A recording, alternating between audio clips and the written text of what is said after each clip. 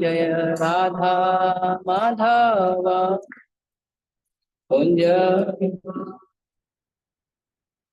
गोपी जन वल्लभा गिरिवरधारी जय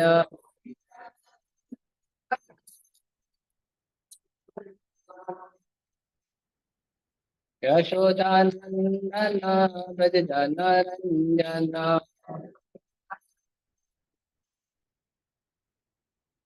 यशोदानंदन ब्रज जन रंजन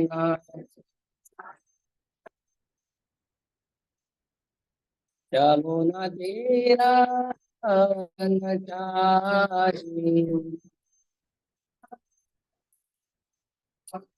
यमुना तीरा वनचारी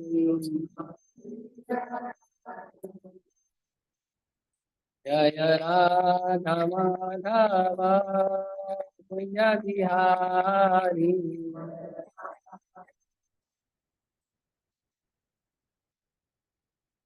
जय राधा माधव कुंज बिहारी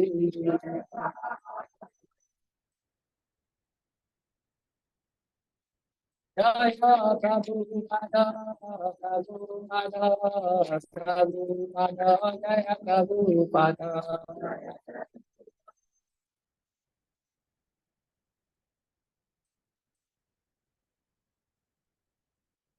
प्रणाम संत जी।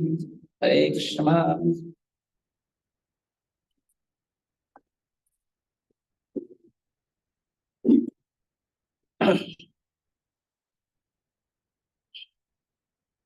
जूम चालू ना जूम।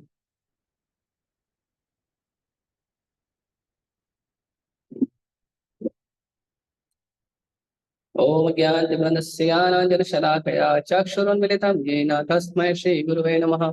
श्रीचैतन्यमनोभीष्टं स्थापितं येन भूतले स्वयं रूपः कदा मह्यं ददाति स्वपदान्तिकं।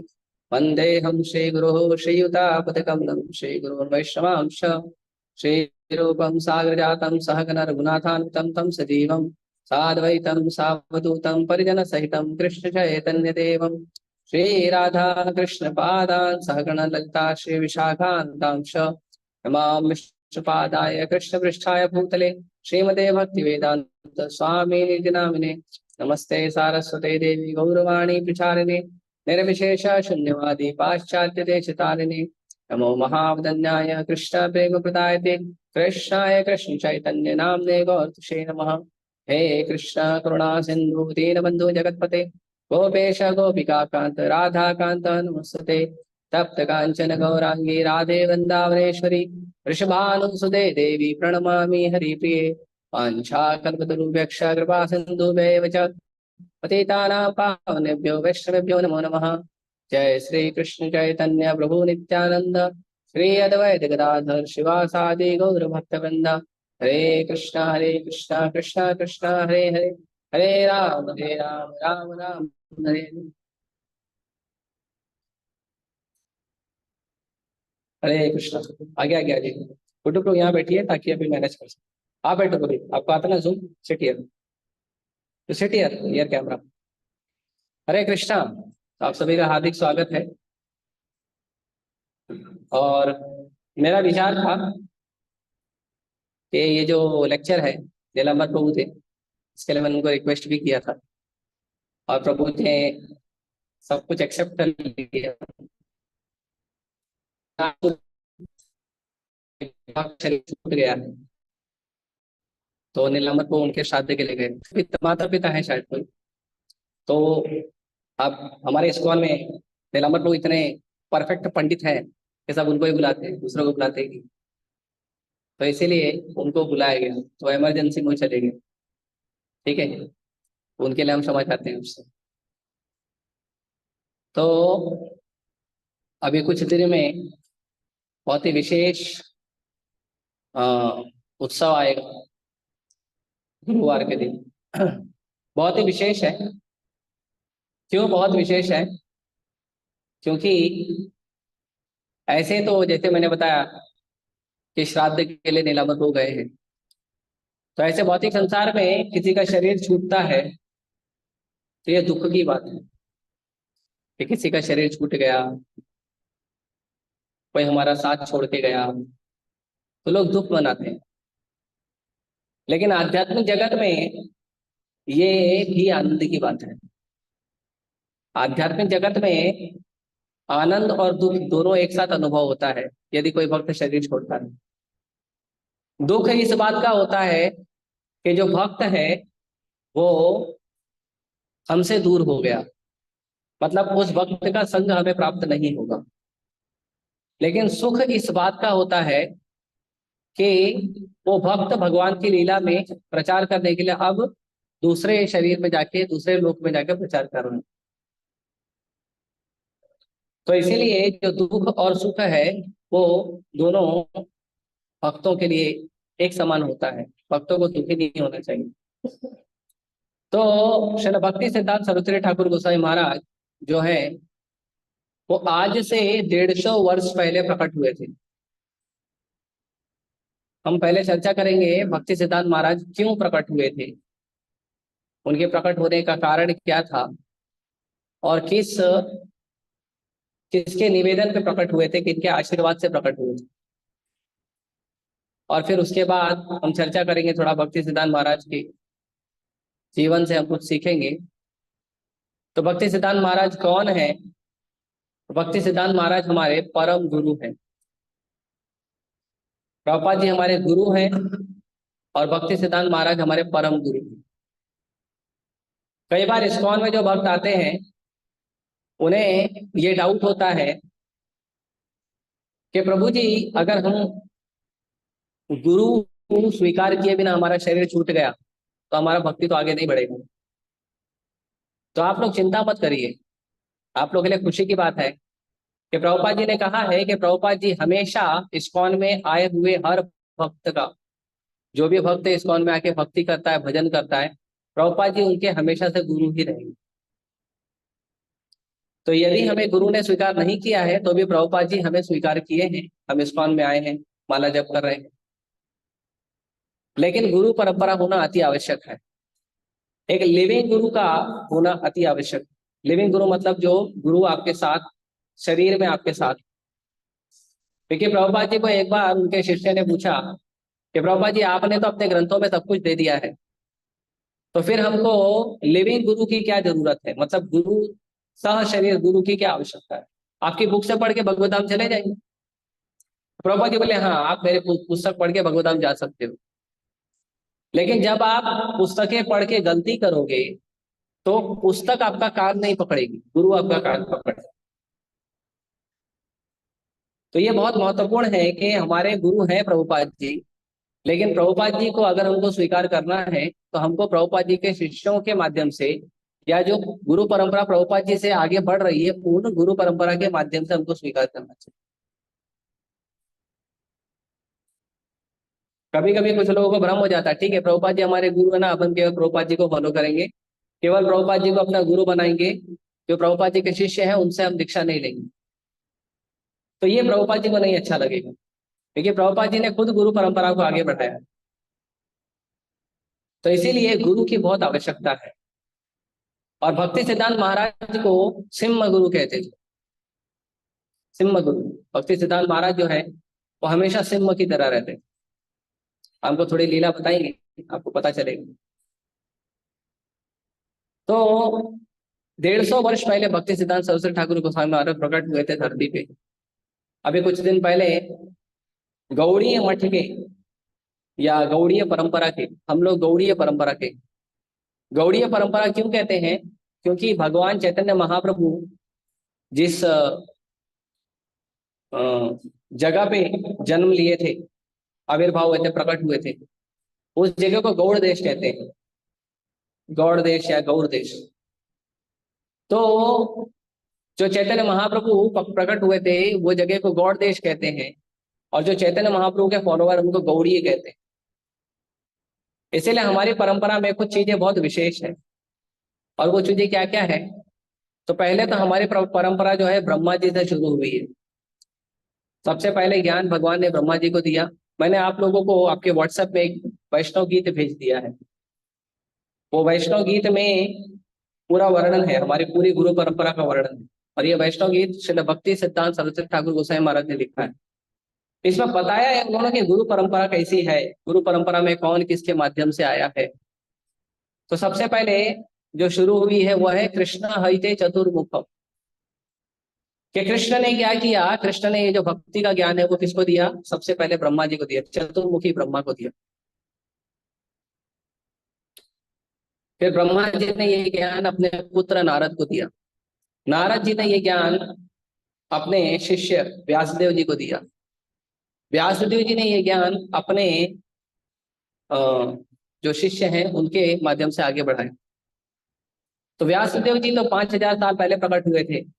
तो कई बार लोग पूछते हैं कि व्यासदेव जी से परंपरा इतनी, खाली 32 लोग हैं, तो 32 लोग थोड़ी 5000 साल से। तो सही बात है। तो व्यासदेव जी जो हैं वो बद्रिकाश्रम में है। बद्रिकाश्रम, बद्री नारायण भगवान जहाँ पे हैं। तो दो बद्री नारायण हैं। एक जो हम लोग जहाँ पे जाते हैं दर्शन करते हैं वो उसका रेप्लिका है, वो उसकी छाया है। असली जो है वो हिमालय के ऊपर है। तो वहां पे तो जनरली कोई पहुंचता नहीं है। कोई बहुत बड़ा भक्ति का प्रवीण आचार्य होगा वही पहुंचता है, बाकी लोग पहुंचते नहीं। तो मध्वाचार्य जी प्रकट हुए आज से करीबन 1100 वर्ष पहले। और मध्वाचार्य जी ने क्या किया, मध्वाचार्य जी, मध्वाचार्य जी कौन है, तो मध्वाचार्य जी वायु और भीम के अवतार है। और मध्वाचार्य जी प्रकट हुए थे इस गुरु परंपरा को आगे बढ़ाने के लिए। तो मध्वाचार्य जी गए थे जो असली बद्रिकाश्रम है वहां पे। और वहां पे अभी भी आपको व्यासदेव जी मिल जाएंगे, आप जाएंगे तो मिलेंगे। तो मध्वाचार्य जी व्यासदेव जी के पास गए, उनसे शिक्षा लिए, उनसे दीक्षा लिए। और उसके बाद गुरु परंपरा को उन्होंने अभी के समय में आगे बढ़ाया। जो भक्त जप कर रहे हैं जप मत करिए, कथा और जप दोनों एक साथ करना अपराध माना जाता है। कथा और जप एक साथ करना, जप और कीर्तन एक साथ करना, जप करते समय बात करना, ये सब अपराध माना जाता है, आपका जप काउंट नहीं होगा। जो भक्त कर रहे हैं उनसे निवेदन है मत करिए। तो मध्वाचार्य जी व्यासदेव जी के पास जाके उनसे शिक्षा लिए, दीक्षा ली, और गुरु परंपरा को उन्होंने आगे बढ़ाया। और मध्वाचार्य जी बाद में बहुत उन्होंने विशेष प्रचार किया। मध्वाचार्य जी को आप देखोगे हमेशा दो उंगली ऐसे रहती है, ऐसे हमेशा दो उंगली रहेगी। तो दो उंगली का मतलब है कि मध्वाचार्य जी के पहले जो भी लोग प्रचार करते थे वो मायावादी सिद्धांत था, ब्रह्मवादी सिद्धांत था कि हम और भगवान एक ही है, हम में और भगवान में कोई अंतर नहीं है। भगवान भी धरती पे आते तो हम जैसे रहते हैं, और हम भी जब माया से मुक्त हो जाएंगे तो हम भी भगवान बन जाएंगे। तो ये बोगस फिलोसफी जो है वो पहले इसलिए लोग प्रचार करते थे। लेकिन मध्वाचार्य जी ने कहा हम भगवान के अंश हैं और भगवान हमारे स्वामी हैं। दो बातें हैं, एक बातें नहीं। तो उसको मध्वाचार्य जी ने आगे बढ़ाया और उन्होंने वैष्णव परंपरा को स्थापित किया। तो पहले ब्रह्मा जी से शुरू हुआ, इसके लिए उसको कहते हैं ब्रह्मा। फिर मध्वाचार्य जी से शुरू हुआ, मध्वाचार्य जी बीच में हमारे परंपरा के आचार्य बने कलयुग में, तो इसके लिए उसका नाम हुआ मध्वा। और फिर स्वयं भगवान जो है वो प्रकट हुए, चैतन्य महाप्रभु प्रकट हुए मध्वाचार्य जी की इस परंपरा में। तो इसके लिए इनका नाम हुआ गौड़ीय। तो इसीलिए इस्कॉन जिस गुरु परंपरा का पालन करता है उसका नाम है ब्रह्म मध्व गौड़ीय परंपरा, ये इसका नाम है। और इस समय चैतन्य महाप्रभु के निर्देश में हमारे जो परंपरा के लीडर हैं वो है रूप गोस्वामी, चैतन्य महाप्रभु के शिष्यों में से एक। तो इसीलिए यदि किसी व्यक्ति को भक्ति को आगे बढ़ाना है और गुरु स्वीकार करना है तो ये बात क्लियर होनी चाहिए कि हम गुरु परंपरा में भक्ति कर रहे हैं। और केवल 4 गुरु परंपरा अलाउड है, ब्रह्मा जी, शिव जी, चतुर्कुमार और लक्ष्मी माता। ये 4 गुरु परंपरा ही अलाउड है, 5वीं गुरु परंपरा है ही नहीं। तो यदि कोई व्यक्ति ये 4 गुरु परंपरा के अलावा आपको बोलता है कि आप आ जाइए, मैं आपका गुरु बनूंगा, आप मेरे शिष्य बनिए, मैं आपको ज्ञान दूंगा, तो आप लोगों को उस व्यक्ति को आंख बंद करके रिजेक्ट कर देना चाहिए। स्वीकार कभी मत करिए, क्योंकि वो आपका भक्ति को नष्ट कर देगा। वो कितना भी भक्ति में प्रवीण हो, कितना भी दक्ष हो, कुछ भी हो, वो व्यक्ति आपको भक्ति दे नहीं पाएगा। अगर वो शुद्ध भक्त होंगे तो उनकी पिछले जन्म की भक्ति का जो है प्रभाव से उनकी उनको भक्ति प्राप्त हुई है। लेकिन आप जब तक गुरु परंपरा में नहीं आएंगे तब तक आपको भक्ति नहीं मिलेगी। तो श्रील भक्ति सिद्धांत सरस्वती ठाकुर गोसाई महाराज का ये जो 150वां जन्म दिवस या जन्म का वर्षगांठ मनाया गया, तो अभी कुछ दिनों पहले ही हुआ था। और उसमें जितने भी गौड़ीय भक्त हैं, गौड़ीय मतलब चैतन्य महाप्रभु को जो परंपरा से आगे बढ़े हैं, तो जितने भी गौड़ीय भक्त हैं वो सारे के सारे गौड़ीय भक्त क्या किए, वो सारे गौड़ीय भक्त उन्होंने बहुत बड़ा उत्सव किया और 150 रुपए का चांदी का सिक्का रिलीज हुआ है नरेंद्र मोदी जी द्वारा। तो उसका वीडियो वगैरह वायरल हो रहा है, आप लोग चेक कर सकते हैं, आपको यूट्यूब वगैरह पे मिल जाएगा। तो नरेंद्र मोदी जो है बहुत खुश हुए थे। उन्होंने कहा था कि जब हम हरे कृष्ण कहते हैं तो हम दो दिल को एक साथ जोड़ते हैं। ये आपके हमारे जो प्रधानमंत्री है उन्होंने कहा है। और उन्होंने कहा है कि उन्होंने आभास किया है चैतन्य महाप्रभु की कृपा को। ऑब्वियसली नरेंद्र मोदी जो है वो दिल्ली में जो हमारे भक्त लोग हैं, स्पेशली परम पूज्य गोपाल कृष्ण गोसाई महाराज, उनसे बड़ा उनका घनिष्ठ संबंध है और उनसे रेगुलर मीटिंग होते रहती है। इसीलिए जो दिल्ली में मंदिर है जहाँ पे परम पूज्य गोपाल कृष्ण गोसाई महाराज रहते हैं, वहां पे जो दुनिया की सबसे बड़ी भगवत गीता है, वो सबसे बड़ी भगवत गीता को उद्घाटन नरेंद्र मोदी ने किया था। तो गुरु महाराज उनको बुला के ले गए थे और कई बार गुरु महाराज से मिलने नरेंद्र मोदी जी आते हैं, मिलते हैं, फिर गुरु महाराज जाते हैं नरेंद्र मोदी से मिलने के लिए। तो 150वां कॉमेमोरेटिव कॉइन जो है वो रिलीज हुआ नरेंद्र मोदी द्वारा अभी कुछ समय पहले। और अभी जो भक्ति सिद्धांत महाराज की वर्षगांठ है वो आएगी गुरुवार के दिन। तो जो आचार्य होते हैं वो धरती पे क्यों आते हैं? भगवान जो है वो बड़े दयालु हैं। कभी कभी लोग बोलते हैं संसार में इतना पाप बढ़ रहा है तो भगवान क्यों नहीं आते? तो प्रभुपाद जी बोलते हैं भगवान तो आते हैं, आपको देखने के लिए आंख चाहिए ना। भगवान तो है, हम आंख नहीं बनाए हैं देखने की, तो कैसे देखेंगे? ये चमड़े की आंख से भगवान थोड़ी दिखेंगे, चमड़े की आंख में इतना दोष भरा है। स्वयं भगवान सामने आएंगे तो भी दुर्योधन की तरह भगवान, दुर्योधन की तरह भगवान को गाली दे देंगे हम लोग। हाँ, सच में अभी भगवान आ जाए, हमारे सामने आ जाए, तो हम थोड़ी पहचानेंगे वो भगवान है। भगवान से भी बोलेंगे आपका बायोडाटा दिखाओ, आधार कार्ड दिखाओ। ये हमारी ऐसी हालत है। अभी हमको ये नहीं पता ना गोलोक वृंदावन में आधार कार्ड चलता है, तो नरेंद्र मोदी ने निकाला है। हाँ। तो भगवान को देखने के लिए आंख चाहिए, भगवान की कृपा को देखने के लिए आंख चाहिए। ये हमको आंख बनाना पड़ेगा। और ये जो आंख बनती है ना, ये कहाँ बनती है पता है? ये बनती है भक्तों के संग में। ये आंख और कहीं नहीं बनती है। और ये आंख को बनाने का जो प्रोसेस है वो है कान। अगर भगवान को, भगवान की लीलाओं को, भगवान के धाम को, भगवान के भक्तों को, भगवान की कृपा को अगर हमको देखना है तो इसका उपयोग नहीं करना है, आंख का उपयोग नहीं करना है, कान का करना है। अगर हम कान का उपयोग करेंगे तो हम भगवान को जल्दी देख पाएंगे, जल्दी समझ पाएंगे। लेकिन अगर आंख का उपयोग करेंगे तो हम वही देख पाएंगे जितनी हमारी बुद्धि, कलुषित बुद्धि। इसीलिए हमें क्या करना चाहिए? हमें ज्यादा से ज्यादा श्रवण करना चाहिए, भगवान की लीलाओं का, कथा का, भक्तों से गुणगान सुनना चाहिए। जो व्यक्ति ये ऐसा नहीं करता है, जो व्यक्ति केवल भाव में मेरे भगवान है, या भगवान का नाम लेने लग जाता है, या भगवान के जो पार्षद हैं उनका नाम लेने लग जाता है और एकदम इमोशनल होके भक्ति करता है, तो भक्ति इज नॉट इमोशनल, भक्ति इज डिवोशनल। भक्ति मन का खेल नहीं है, भक्ति शरणागति की जो है पराकाष्ठा है। जब तक आप शरणागति नहीं होंगे और 100% भगवान को 100% भाव में स्वीकार करने के लिए तैयार नहीं होंगे, कृष्ण जो है वो इतने सस्ते नहीं है कि हमें प्राप्त हो जाएंगे।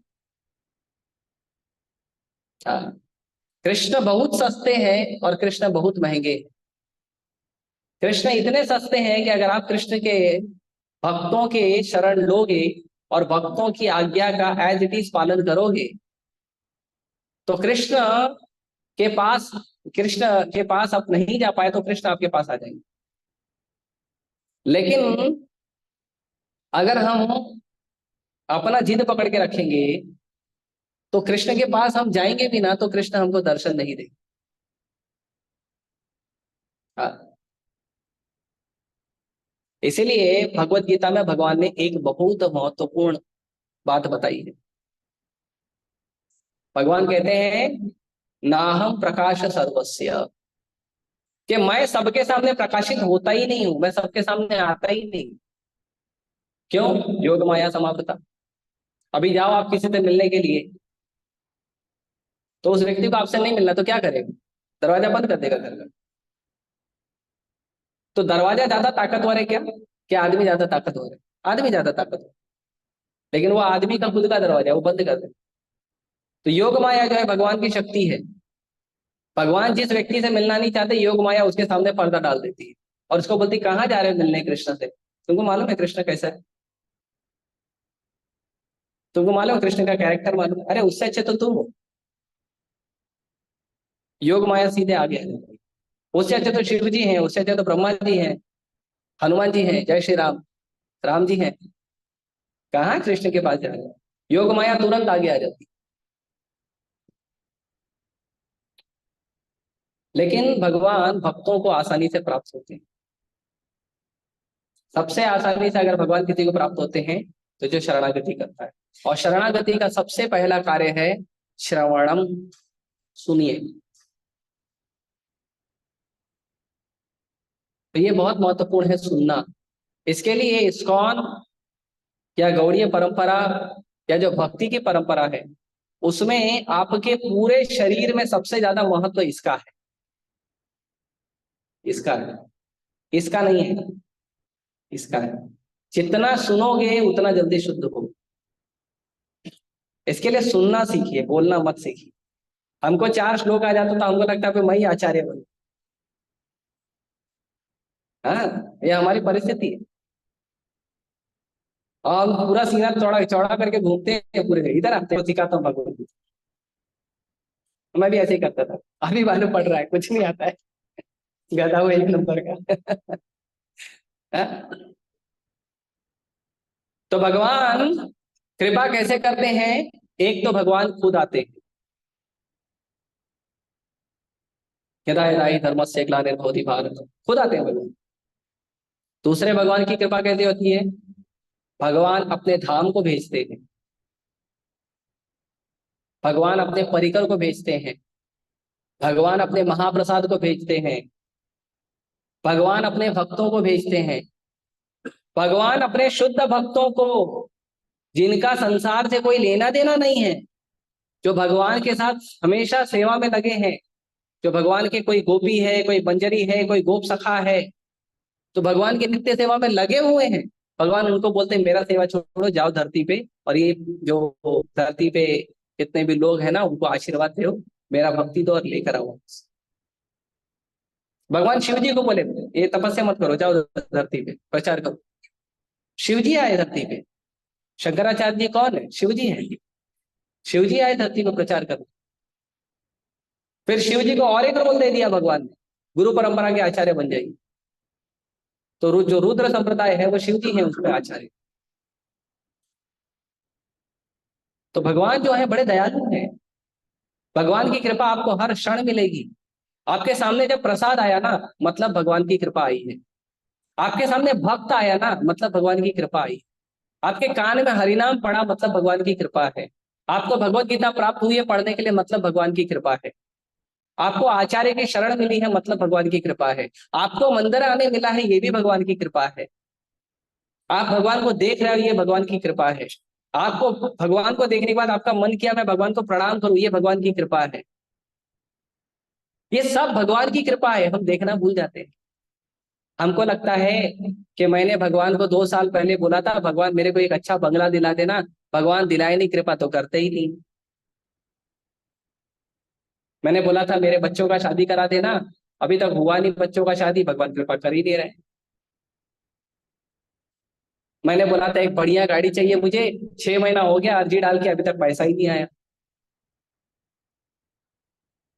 तो उससे मेजरमेंट मत करिए। भगवान आपको ऐसी कोई भी वस्तु नहीं देना चाहते हैं जिससे हमारे हृदय का कलमश बढ़ जाए। ये सब भगवान की कृपा है। तो ये जो आचार्य आते हैं, ये आचार्य साक्षात भगवान के रूप होते हैं। गुरु जो है वो साक्षात भगवान के रूप होते हैं। इसके लिए कहते हैं, हमारे मंगला आरती में कहते हैं, साक्षात हरित्वेन समस्त शास्त्र।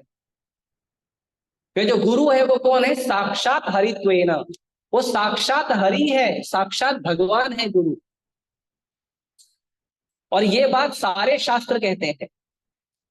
तो कोई बोलेगा अच्छी बात है, तो मैं अपने गुरु को ही भगवान बना देता हूँ, अपने गुरु को ही ऑल्टर पे बिठा देता हूँ, भगवान को हटा देता हूँ राधा रासबिहारी को सामने से। तो इसके लिए दूसरी लाइन में कहता हूँ, किंतु प्रभु यह प्रिय तस्य। गुरु जो है साक्षात भगवान का रूप है, लेकिन गुरु भगवान नहीं है। गुरु भगवान के प्रिय दास है, भगवान के प्रिय सेवक है, गुरु भगवान नहीं। जो व्यक्ति गुरु को भगवान मानकर पूजा करता है वो गलत करता है। गुरु को भगवान का समान दर्जा देकर सेवा करनी चाहिए, पूजा करनी चाहिए, लेकिन गुरु को भगवान मानकर पूजा नहीं करनी चाहिए।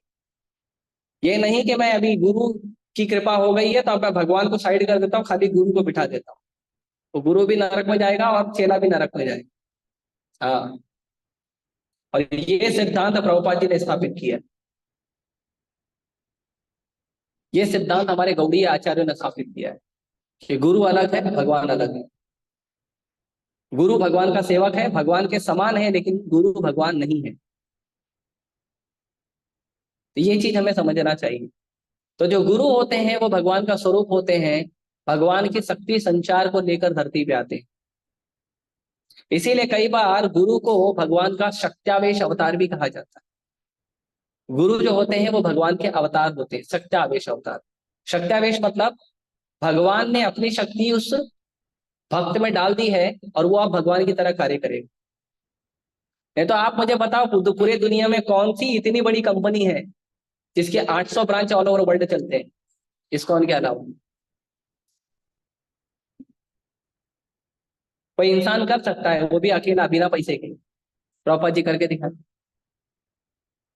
क्योंकि गुरु जो है वो एग्जैक्टली भगवान की तरह ही कार्य करते हैं। तो भक्ति विनोद ठाकुर जो है, भक्ति सिद्धांत सरस्वती ठाकुर गोसाई महाराज के गुरु, शिक्षा गुरु, और उनके पिताजी, उनके सगे पिताजी। तो हमारी जो गुरु परंपरा है उसमें प्रभुपाद जी हैं, प्रभुपाद जी के गुरु हैं श्री श्रीमद भक्ति सिद्धांत सरस्वती ठाकुर गोस्वामी महाराज प्रभुपाद। उनके गुरु हैं गौर किशोर दास बाबा जी महाराज, और उनके गुरु हैं भक्ति विनोद ठाकुर।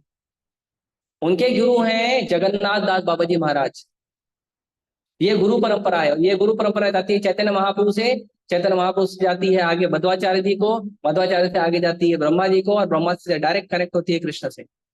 तो जो गुरु परंपरा में आप भक्ति कर रहे हैं, अगर वो गुरु परंपरा कृष्ण से नहीं जुड़ती है तो हमें भक्ति नहीं प्राप्त होगी। सुकृति मिल जाएगी, भगवान का भजन करने से सुकृति मिल जाएगी। वो सुकृति तब तक काम नहीं आएगी जब तक हम भक्ति नहीं कर रहे हैं। इसके लिए हमको सही गुरु परंपरा का पालन करना चाहिए। तो भक्ति विनोद ठाकुर प्रकट हुए थे धरती पे। भक्ति विनोद ठाकुर जो है भौतिक समाज में और आध्यात्मिक समाज में दोनों में भक्ति विनोद ठाकुर बहुत प्रवीण थे। और भक्ति विनोद ठाकुर जो है वो, पहले उनका थोड़ा भौतिक बता देते हैं। तो भक्ति विनोद ठाकुर जो है वो डिस्ट्रिक्ट मैजिस्ट्रेट थे, वो कोर्ट के जज थे, और सबसे ज्यादा अंग्रेजी, जो अंग्रेजों का उस समय जो राज चलता था उसमें सबसे ज्यादा प्रिय जो जज किसी को माना जाता था वो भक्ति विनोद ठाकुर को माना जाता था, क्योंकि भक्ति विनोद ठाकुर जो है वो कानून का किताब उताब देखकर जजमेंट ज्यादा नहीं करते थे। भक्ति विनोद ठाकुर के सामने वकीलों का भी ज्यादा चलता,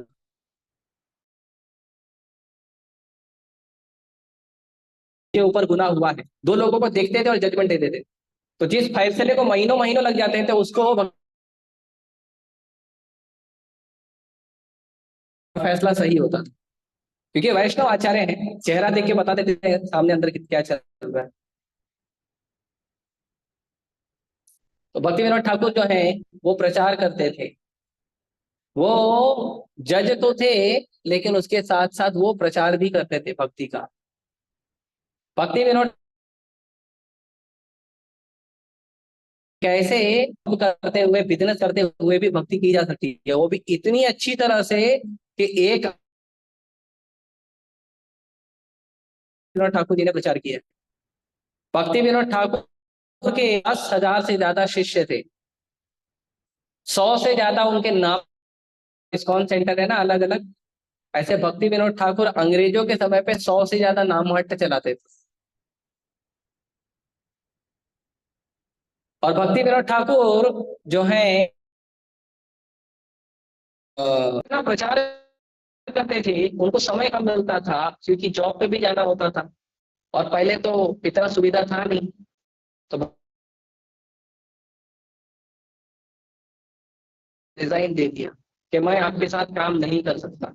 तो पूछे क्यों काम नहीं कर सकते हो? तो उन्होंने कहा क्योंकि मेरे को भक्ति का प्रचार करना है, मुझे ग्रंथ लिखने होते हैं, और तुम्हारे यहाँ आने जाने में मेरा टाइम वेस्ट होता है, तो मैं क्या करूँ?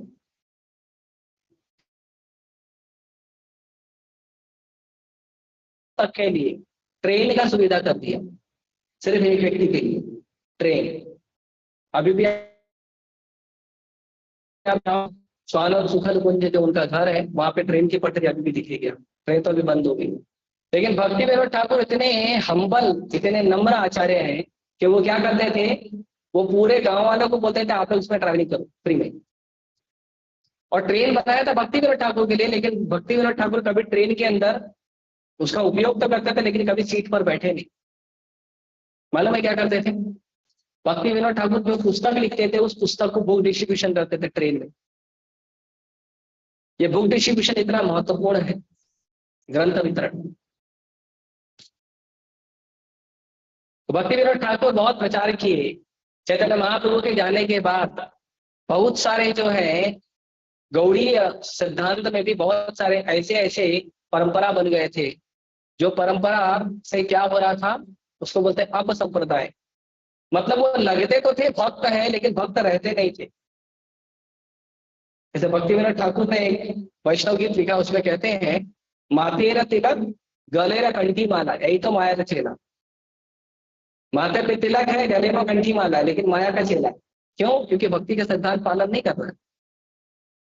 तो यदि हम भक्ति के नियमों का ठीक से पालन नहीं करते हैं तो तिलक लगा के कंठी लगा के ड्रामा करने से भक्ति नहीं होती है। स्वयं भगवान कहते हैं मिथ्याचार से उच्चते, भगवत गीता में। मिथ्याचारी है। तिलक लगाना अच्छी बात है, कंठी पहनना अच्छी बात है, धोती कुर्ता पहनना अच्छी बात है, साड़ी पहनना अच्छी बात है, लेकिन उसके अनुसार हमको भक्ति का पालन भी करना चाहिए। ये नहीं कि बढ़िया तिलक लगाए हैं और मुंह में पान खाते हुए घूम रहे हैं, या और भी बहुत सारी चीजें आप लोगों को पता है, मेरे से ज्यादा आप लोग जानते हैं, मैं तो इतना घूमता नहीं समाज में। तो बहुत महत्वपूर्ण है अच्छा भक्त बनना। अच्छा भक्त दिखना और अच्छा भक्त बनना दोनों अंतर है। अभी जो परिस्थिति है, बहुत सारे भक्तों को हम देखते हैं वो अच्छा भक्त दिखने का प्रयास करते हैं, लेकिन अच्छा भक्त बनने का प्रयास करते हैं।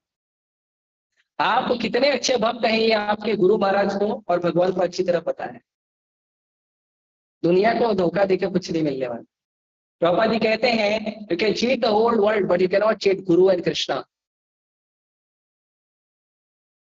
हाँ, तो इसीलिए हमको ये चीज को समझना चाहिए कि हमको भक्ति के नियमों का पालन करके अच्छा भक्त बनना चाहिए, दिखना नहीं चाहिए। भक्ति विनोद ठाकुर बहुत अच्छा प्रचार करते थे। लेकिन भक्ति विनोद ठाकुर ने भगवान जगन्नाथ जी की पर्सनल सेवा करते थे। वो जो श्री क्षेत्र है, वो श्री क्षेत्र का जगन्नाथपुरी का जो इंचार्ज है वो भक्ति विनोद ठाकुर जी को बनाया गया। तो भक्ति विनोद ठाकुर क्योंकि भगवान के महान भक्त हैं, शुद्ध भक्त हैं, तो भगवान जगन्नाथ जी की बहुत अच्छा सेवा करते थे, बहुत अच्छे थे, पूरा ध्यान रखते थे भगवान जगन्नाथ जी के लिए। फर्स्ट क्लास हर चीज होनी चाहिए। और भगवान है, भगवान के लिए फर्स्ट क्लास नहीं होनी चाहिए, सेकंड क्लास नहीं होगी। ये हम लोग की आदत है, हमारे लिए इतना सा, भगवान के लिए इतना सा, ये हम करते हैं, भक्त नहीं करते। भक्त पूरा भगवान को ही दे देते हैं, उसमें से जो मिला वो खुद के लिए रखते हैं। ये अंतर है भक्त में और अभक्त में। तो भक्ति विनोद ठाकुर जगन्नाथ जी के पास गए और जगन्नाथ जी को बोले, क्योंकि जितने सारे अपसंप्रदाय थे वो सारे अपसंप्रदाय को भक्ति विनोद ठाकुर अकेले, one man show, one man army, अकेले भक्ति विनोद ठाकुर जितने अपसंप्रदाय थे वो सारे अपसंप्रदाय को भक्ति विनोद ठाकुर सबके को सिद्धांत से काटते थे कि आप अच्छे भक्त नहीं हो, ऐसा जो भी है। तो फिर भी भक्ति विनोद ठाकुर ने देखा कि और जरूरत है अच्छे भक्तों की। तो ऐसे तो वो कई सारे शिष्य बनाए थे भक्ति विनोद ठाकुर जी ने, लेकिन भक्ति विनोद ठाकुर ने कहा जगन्नाथ जी को जाके कि प्रभु, मुझे एक आपकी कृपा शक्ति चाहिए, मुझे एक आपकी कृपा शक्ति चाहिए जो मुझे सहयोग कर सके प्रचार करने में। तो जब जगन्नाथ जी को जाके भक्ति विनोद ठाकुर जी कहे, तो जगन्नाथ जी ने कहा कि आप विमला देवी के पास जाइए और विमला देवी से प्रार्थना करिए, विमला देवी आपको मेरी कृपा शक्ति दे देगी। तो विमला देवी कौन है? दुर्गा माता है। जगन्नाथपुरी में जो हम प्रसाद पाते हैं, वो प्रसाद जो है वो जगन्नाथ जी का महाप्रसाद तो होता है, लेकिन वो दुर्गा माता का महाप्रसाद होता है। वो जगन्नाथ जी को पहले चढ़ता है, फिर जगन्नाथ जी को चढ़ने के बाद जब जगन्नाथ जी का भोग उतरता है, तो वो भोग उतरने के बाद दुर्गा माता के पास जाता है, विमला देवी के पास। और फिर विमला देवी के पास को भोग लगने के बाद, उनको प्रसाद भगवान का खिलाने के बाद वो आनंद बाजार में आता है, उसके बाद हमको मिलता है। ये सही तरीका है देवी देवताओं का पूजा करने का। किसी भी देवी देवताओं को डायरेक्ट पूजा मत करिए, वो भगवान के भक्त हैं। आप उनको बोलोगे ये लो हम आपके लिए फल लाए हैं, फूल लाए हैं, वो नहीं स्वीकार करते। बोलते हैं ठीक है लाए हो तो रखो, अच्छी बात, स्वीकार नहीं करते। लेकिन अगर आप उनको भगवान का महाप्रसाद दोगे तो बहुत खुश हो जाते हैं। जैसे भुवनेश्वर में, जगन्नाथपुरी के पास ही भुवनेश्वर है, वहां पे लिंगेश्वर महादेव है। तो जो लिंगेश्वर महादेव है वहां पे भी भगवान के चतुर्भुज भगवान विष्णु के विग्रह है। तो वहां पे भगवान को पहले भोग लगता है, उसके बाद शिव जी को भोग लगता है, लिंगेश्वर महादेव। उसके बाद वहां के मार्केट में प्रसाद आता है, उसके बाद लोग पाते हैं। ये तरीका है शिव जी का पूजा करना, दुर्गा का करना, गणेश जी का करना, हनुमान जी का करना। डायरेक्ट नहीं करना चाहिए। आप पहले भगवान को सेवा करो, भगवान का महाप्रसाद उनको दो, वो ज्यादा खुश होंगे, आपको ज्यादा आशीर्वाद देंगे। जैसे शिवरात्रि को लोग जाते हैं शिव जी पे जल चढ़ाते हैं, है ना, तो जल चढ़ाई अच्छी बात है। तो जल चढ़ाने समय क्या बोलते हैं? ओम नमः शिवाय, अच्छी बात है। लेकिन आप हरे कृष्ण मंत्र बोलिए, ज्यादा खुश होंगे। ये तरीका है। तो जगन्नाथ जी ने कहा आप जाइए विमला देवी के पास और विमला देवी को कहिए वो आपको मेरी कृपा शक्ति दे देगी।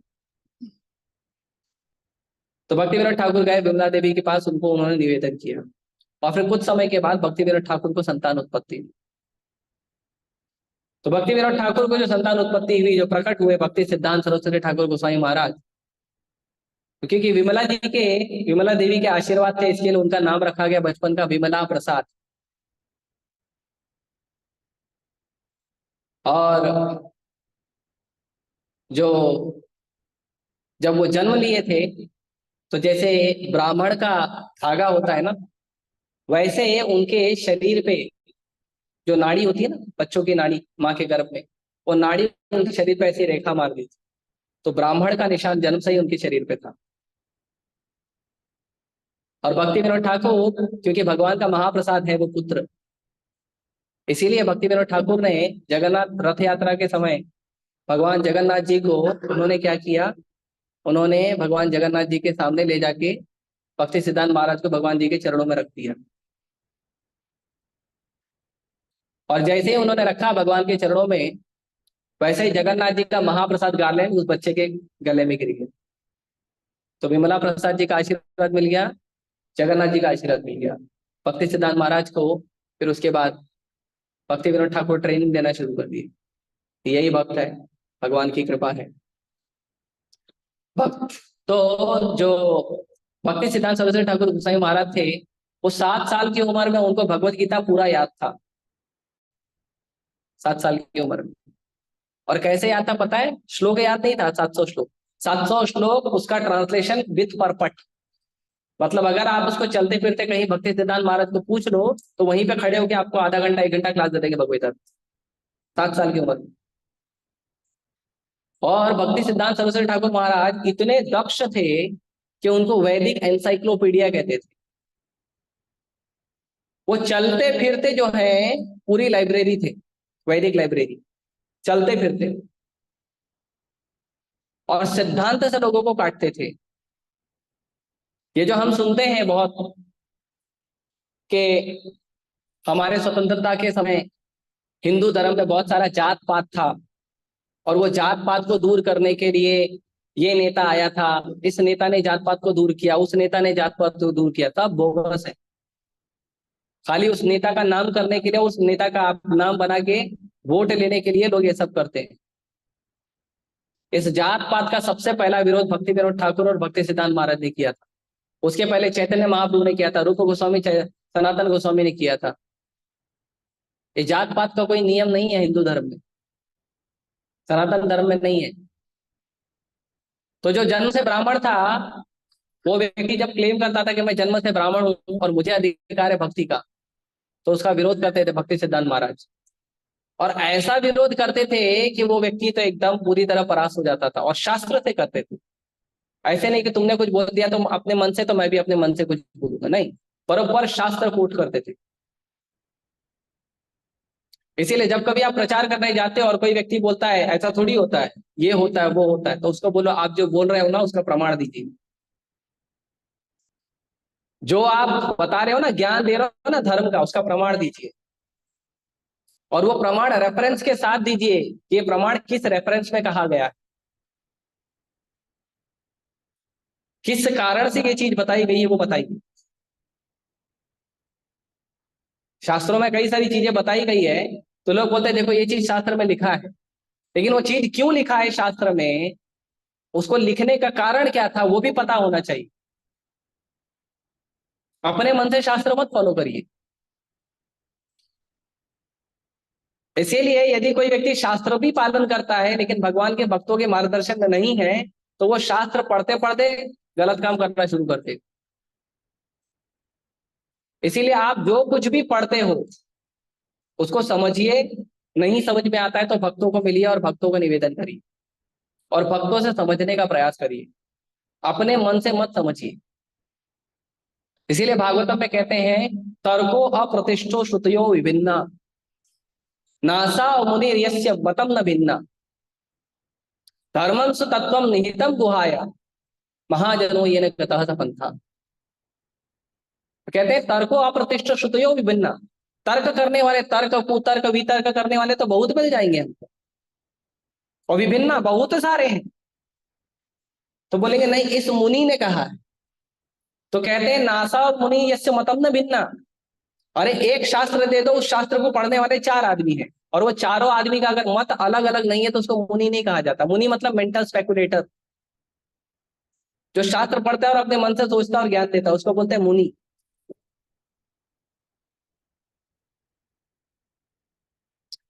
कैसे करेंगे भक्ति, कैसे करेंगे धर्म का पालन, कैसे करेंगे? तो कहते हैं धर्म तत्व निहितम गुहाय, जो धर्म का तत्व है वो बहुत डीप है।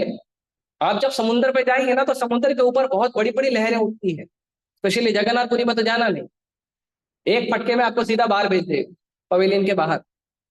मैं गया था एक बार, एक ही बार अंदर गया था, दोबारा गया नहीं, हिम्मत नहीं हुई मेरी। वो वहां के भक्त लोग जाते हैं, मेरी तो हिम्मत नहीं होती, मैं तो उनको बस दूर से छू के प्रणाम करता हूँ, बस आशीर्वाद दे दो। बहुत फेरोशियस है।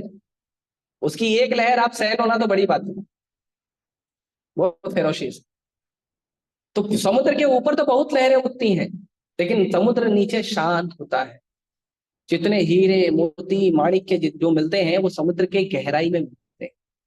तो धर्म ऊपर से दिखने में तो धर्म के लोग बहुत बहुत बातें करते हैं, लेकिन धर्म का जो असली मर्म है, कृष्ण का दास बनना, कृष्ण का सेवक बनना, कृष्ण के सेवक का सेवक बनना, नम्र बनना, सारे संसार को प्रचार करना, सारे संसार को कृष्ण से जोड़ना, ये जो धर्म का असली मर्म है, ये मुनि लोगों से नहीं प्राप्त होगा। ये थोड़ा बहुत शास्त्र पढ़ने वालों से प्राप्त नहीं होगा। ये किससे प्राप्त होगा? महाजनों ने गता पंथा। जो व्यक्ति भक्ति के 12 महाजन के चरणों का अनुगमन करते हैं, ये उनसे प्राप्त होगा। स्वयंभू नारद शंभु कौमार कपिलो मनु प्रहलाद जनको भीष्म बलिर्व्यास कीरय। ये 12 महाजन है। जो गुरु आपको ज्ञान देते समय ये 12 महाजन की शिक्षाओं का ही आपको ज्ञान देता है कि केवल उसी गुरु को स्वीकार करिए, बाकी गुरु को बोलिए दंडवत, हरे कृष्णा, भगवान का महाप्रसाद दीजिए और चले आइए वहां से। आपका समय बर्बाद मत करिए। तो जो 12 महाजन हैं हमारे भक्ति के अधिकारी, जो उन 12 महाजनों के शिक्षाओं का पालन करते हैं, वो 12 महाजन के शिक्षाओं का जो व्यक्ति पालन करता है, जो गुरु पालन करता है, जो उनकी शिक्षाओं को आगे बढ़ाता है, केवल वही व्यक्ति सही गुरु है और केवल उसी व्यक्ति से हमें ज्ञान प्राप्त करना चाहिए और उसकी गुरु परंपरा में आगे जाना चाहिए। नहीं तो धर्म समझ में नहीं आएगा। नहीं तो हिंदू धर्म का मतलब टीका लगाना, हिंदू धर्म का मतलब भगवान लेके घूमना, हिंदू धर्म का मतलब जय श्री राम बोलना, बस यही है, राधे राधे बोलना, हरे कृष्णा बोलना। ये हिंदू धर्म थोड़ी है। धर्म को तत्व से समझो, गहराई से समझो। अच्छी बात है, भगवान का नाम लोगे तो कुछ थोड़ा तो शुद्ध होगे, वो तो बहुत अच्छा है। भगवान का नाम कैसे भी लो। तुलसी महाराज कहते हैं, तुलसीदास गोस्वामी कहते हैं, तुलसी मेरे राम को रीझ बजो या खींच, कैसे भी जप करो मेरे राम को, मेरा राम की तो कृपा हो ही जाएगी आपके ऊपर। तो हमको बहुत ध्यान से भक्ति करना चाहिए, महाजनों के अनुगमन करने वाले आचार्यों का पालन करना चाहिए। तो भक्ति सिद्धांत महाराज इतने कड़क थे और सिम्म गुरु थे। सिम्म गुरु इसलिए बोलते थे क्योंकि वो अपने सिद्धांत से बिल्कुल हिलते नहीं थे, भक्ति के सिद्धांत को पूरा स्थापित करते थे। भक्ति सिद्धांत महाराज प्रचार करने के लिए, भगवान की कृपा को प्राप्त करने के लिए उन्होंने तपस्या की थी और उन्होंने 1 करोड़ नाम जप किया था।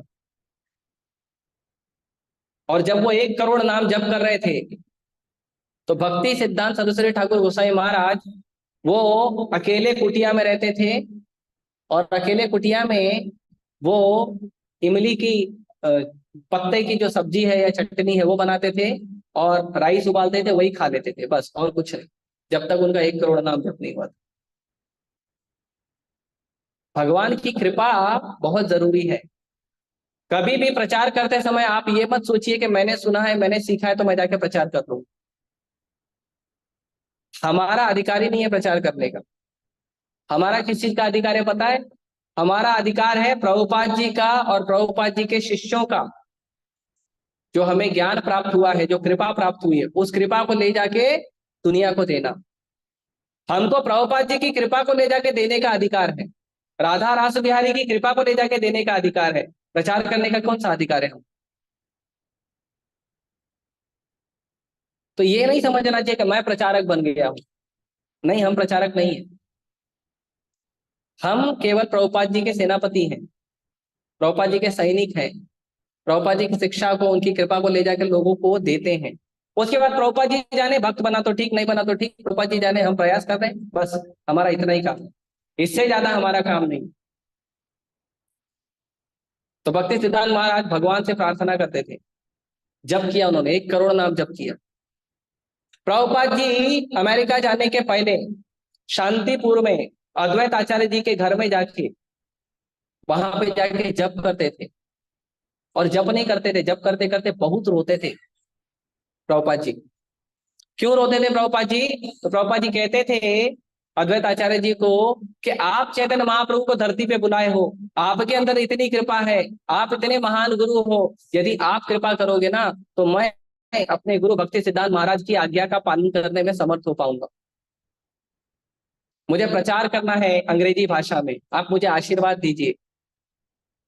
प्रभुपाद जी जाके रोते थे, ऐसे ही नहीं हमने कुछ सीख लिया, थोड़ा पढ़ लिया और चले अभी दुनिया में प्रचार करना। नहीं, भगवान की कृपा शक्ति का याचना करना चाहिए। इसके लिए आप लोग अक्सर सुनेंगे नीलांबर प्रभु कहते हैं कि सुबह ही जब कर लीजिए अपना, उससे क्या होगा, आपको सुबह ही भगवान की कृपा प्राप्त हो गई, अब जाके दिन भर प्रचार करिए। ऑब्वियसली जो विग्रह सेवा करते हैं वो सुबह जब नहीं कर पाते हैं, लेकिन उसमें भी हम देखते हैं कुछ लोग जल्दी उठ जाते हैं, 3 बजे 2 बजे उठ जाते हैं, नहा धो के पूरा सोना माला करके उसके बाद विग्रह सेवा में जाते हैं। तो भगवान की पहले कृपा प्राप्त करना जरूरी। तो भक्ति सिद्धांत महाराज, एक समय भक्ति सिद्धांत महाराज जब 4 वर्ष के थे, तो भक्ति सिद्धांत महाराज ने, अब छोटे बच्चे होते हैं, अभी तो छोटे बच्चे खेल रहे हैं, नादान है, अबोध जाते हैं, तो भक्ति सिद्धांत महाराज छोटे से थे, तो उन्होंने भगवान जगन्नाथ जी के भोग के लिए आम आया था। भक्ति विनोद ठाकुर जी के घर में जगन्नाथ जी के छोटे विग्रह थे, तो भगवान जगन्नाथ जी के लिए भोग आया था आम। तो भक्ति सिद्धांत महाराज ने देखा, उनको आम अच्छा लगा, उन्होंने वो एक आम उठाया और खा लिया भगवान को भोग लगे बिना। तो भक्ति विनोद ठाकुर जी ने उनको कहा, देखो ऐसा नहीं करना चाहिए, हमको कुछ भी वस्तु भगवान को बिना भोग लगाए खाना नहीं चाहिए। भक्ति सिद्धांत महाराज उस समय 4 वर्ष के थे, लेकिन उसी समय उन्होंने प्रतिज्ञा की कि मैं आजीवन आम नहीं खाऊं, क्योंकि मैंने भगवान को भोग लगाने के पहले खा लिया, और पूरे जीवन भर आम नहीं खाए। गौड़िया मठ पर भोग लगता था, लेकिन भक्ति सिद्धांत महाराज बोलते थे अपने शिष्यों को, तुम लोग खाओ, आम मुझे मत दे, आम की तपस्या किया। तो ये साधारण नहीं है, भगवान के लिए इतना अनुराग होना, भगवान के चरणों में इतनी श्रद्धा होना, ये साधारण नहीं, ये आचार्य लोग करके दिखाते। भक्ति सिद्धांत महाराज एक बार भक्ति विनोद ठाकुर को चैलेंज किया था कुछ लोगों ने, क्योंकि भक्ति विनोद ठाकुर और भक्ति सिद्धांत महाराज जो हैं वो चैतन्य महाप्रभु की जितनी भी लीला स्थली है उनको प्रकट कराए हैं, और उन्होंने पूरा कठोरता से प्रचार किया है महाप्रभु की शिक्षाओं का। तो उनको लोग चैलेंज करते थे, आओ हमारे साथ बैठ के शास्त्रार्थ करो। तो भक्ति विनोद ठाकुर जी का तबियत एक दिन खराब था, उनका इनविटेशन आया शास्त्रार्थ करने का, बहुत सारे जो शास्त्र के मर्मज्ञ लोगों ने उनको बुलाया था। तो भक्ति विनोद ठाकुर ने कहा भक्ति सिद्धांत महाराज को, आप चले जाओ, मेरी तबियत ठीक नहीं है। भक्ति सिद्धांत महाराज ने ओके चले गए, और फिर बाद में शास्त्र के ऊपर चर्चा शुरू हुई। तो चर्चा होते होते होते होते होते होते होते होते इतनी चर्चा गहरी हो गई और इतना हीटेड हो गया, इतनी गरम गरम चर्चा होने लगी कि भक्ति सिद्धांत महाराज ने उस व्यक्ति को इतना बुरा तरीके से हराया कि जो सामने शास्त्र का मर्मज्ञ बैठा था ना, वो व्यक्ति का पूरा शरीर कांपने लगा और उसने अपने कपड़े में ही मलमूत्र त्याग कर दिया। इतना कठोर प्रचार करते थे भक्ति सिद्धांत महाराज, बिल्कुल भी शास्त्रों से समझौता नहीं करते थे। शास्त्रों से समझौता जो करना है या नहीं करना है वो भक्ति, कृष्ण भक्ति के अनुकूल होना चाहिए, अपनी मर्जी से नहीं होना चाहिए। कहीं कहा गया कि ठीक है आप इस चीज को आप ये प्रॉब्लम है, आपको ये कारण है, तो चलो ठीक है आप इसको ऐसे कर लो, तो उसको पूरे जीवन का स्टैंडर्ड नहीं मानना चाहिए। अगर हमारी परिस्थिति अच्छी हुई तो हमको सुधारना भी चाहिए। ऐसे हम लोग कहते हैं ना कि भगवान को अगर आप एक तुलसी का पत्ता दे दोगे और एक थोड़ा जल दे दोगे तो भी भगवान खुश हो जाएंगे। तो इसका मतलब नहीं आप अरबपति खरबपति हो गए फिर भी एक तुलसी का पत्ता और एक जल दे रहे हो, वो गलत है ना। भगवान ने अभी आपको कृपा की है, हाँ इतना सारा धन दिया है, तो आप भगवान को धन दीजिए, भक्तों को घर में बुलाइए, प्रसाद खिलाइए, घर में सुंदर मंदिर बनाइए, घर में लोगों को बुलाइए, कीर्तन कराइए, भजन कराइए, वैष्णव को बुलाइए, मंदिर में दान करिए, भगवान के विग्रह सेवा के लिए दान करिए। किसके लिए किया जाता है? ये नहीं जो पैसा आ रहा है, जो लक्ष्मी आ रही है वो मेरी है और नारायण को तो तुलसी पसंद है, ले लो आप, ऐसा नहीं करना चाहिए। तो अपने मन के अनुसार हमको शास्त्रों को तोड़ मरोड़ के उपयोग नहीं करना चाहिए।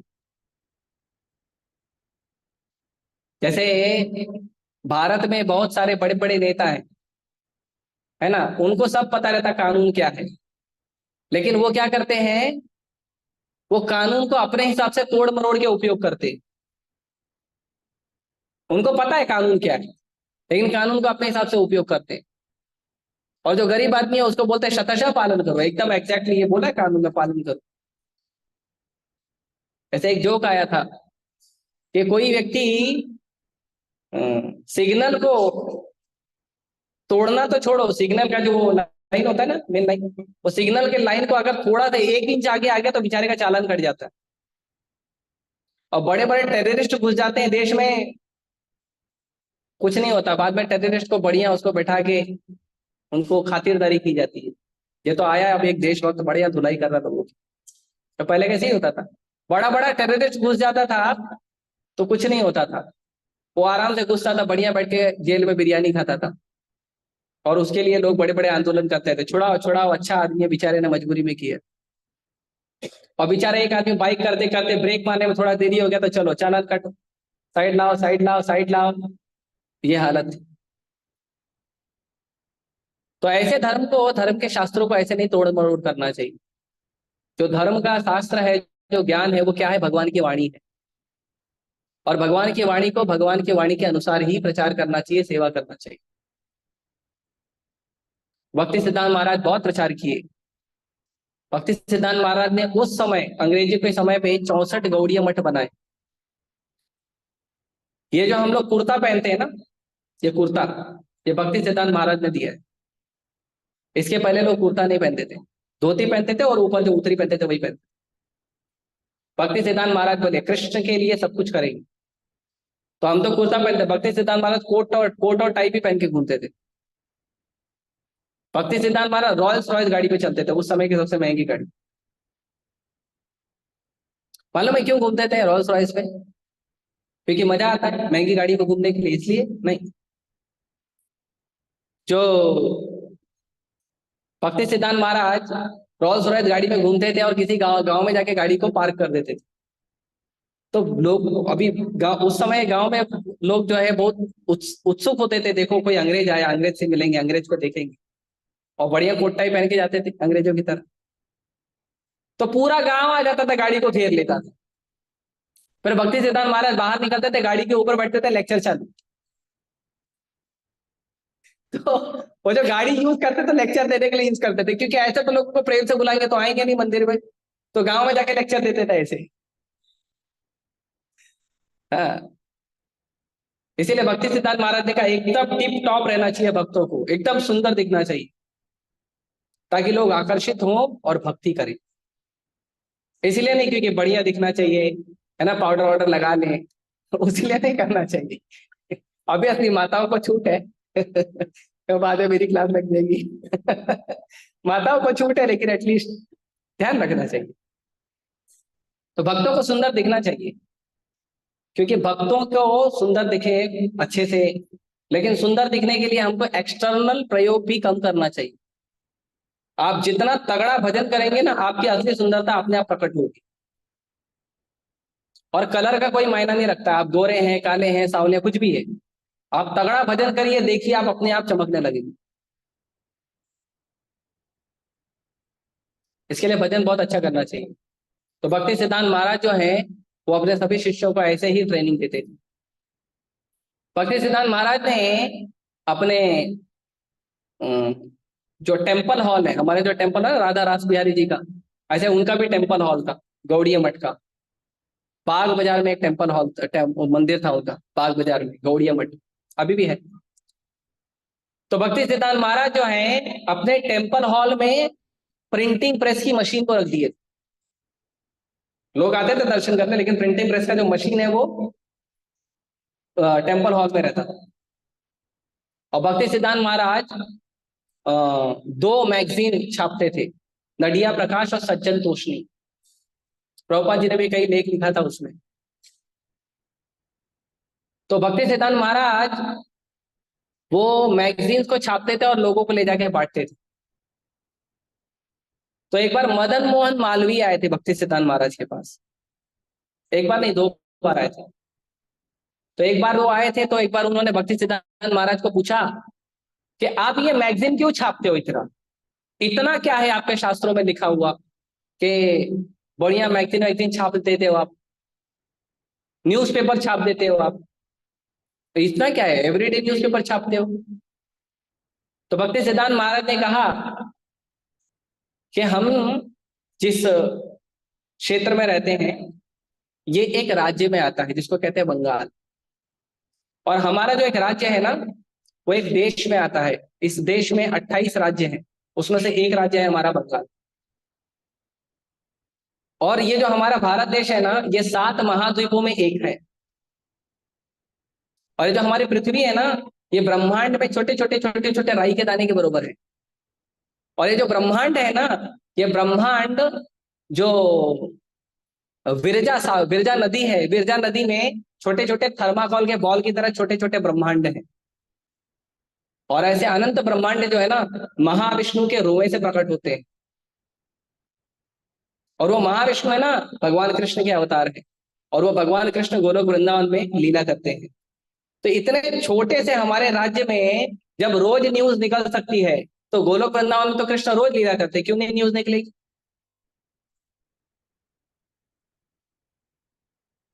हमको पता रहना चाहिए हमारा लेवल कितना बड़ा है। तो फोटो तो लगा लेते हैं हम लोग सोशल मीडिया पे, मैं इतना बड़ा हूँ, हमारा लेवल कितना बड़ा वो भी थे। इसके लिए शास्त्रों को पढ़िए, अपना लेवल बार बार चेक होते रहे। एक और बार मदन मोहन मालवीय जी आए। मदन मोहन मालवीय जी बहुत रिस्पेक्टेड पर्सनालिटी थे भारत में, आप लोग नाम सुने होंगे। तो एक और बार आए थे और उन्हें कुछ प्रश्न था भक्ति सिद्धांत महाराज से। तो ऐसे नहीं कोई बड़ा आदमी आया चलो बढ़िया उसको प्रश्न उत्तर दे देंगे। भक्ति सिद्धांत महाराज ने उनको कहा कि मैं आपके प्रश्न का उत्तर बाद में दूंगा, पहले हमारे किचन में थोड़ी सेवा की जरूरत है, जाइए वहां पे थोड़ा बर्तन घसी। इतना बड़ा आदमी, बड़ा बड़ा पर्सनालिटी, बड़ा नेता थे वो भारत में। तो मदन मोहन मालवीय थोड़े से श्रद्धालु आदमी थे, वो चले गए बर्तन घसने के लिए, बर्तन घसना शुरू करिए। फिर बर्तन घस के बाहर आए। फिर भक्ति सिद्धांत महाराज ने पूछा आप बताइए आपका प्रश्न क्या है। तो मदन मोहन मालवीय जी ने हाथ जोड़ा और बोला मुझे उत्तर मिल गया, और चले गए। तो ऐसे गुरु हैं। भक्ति सिद्धांत महाराज ऐसा प्रचार करते थे। तो 1922 में भक्ति सिद्धांत महाराज जो है उल्टा डांगा, उल्टा डांगा नाम का एक जगह है बंगाल में, मैं गया था वहां पे, बड़ा सुंदर जगह है। तो वहां पे उल्टा डांगा नाम की एक जगह पे एक बिल्डिंग में जो है भक्ति सिद्धांत महाराज का लेक्चर हो रहा था। अब प्रभुपाद जी के एक शिष्य थे, उन्होंने क्या किया, उन्होंने प्रभुपाद जी को जबरदस्ती लेके गए भक्ति सिद्धांत महाराज के पास। क्योंकि प्रभुपाद जी बचपन से देखते थे उनके घर में ना एवरीडे चार पांच साधु आते रहते थे, एवरीडे आते थे। और उनके पिताजी एवरीडे 4-5 साधु को प्रसाद खिलाते थे और दक्षिणा देते थे।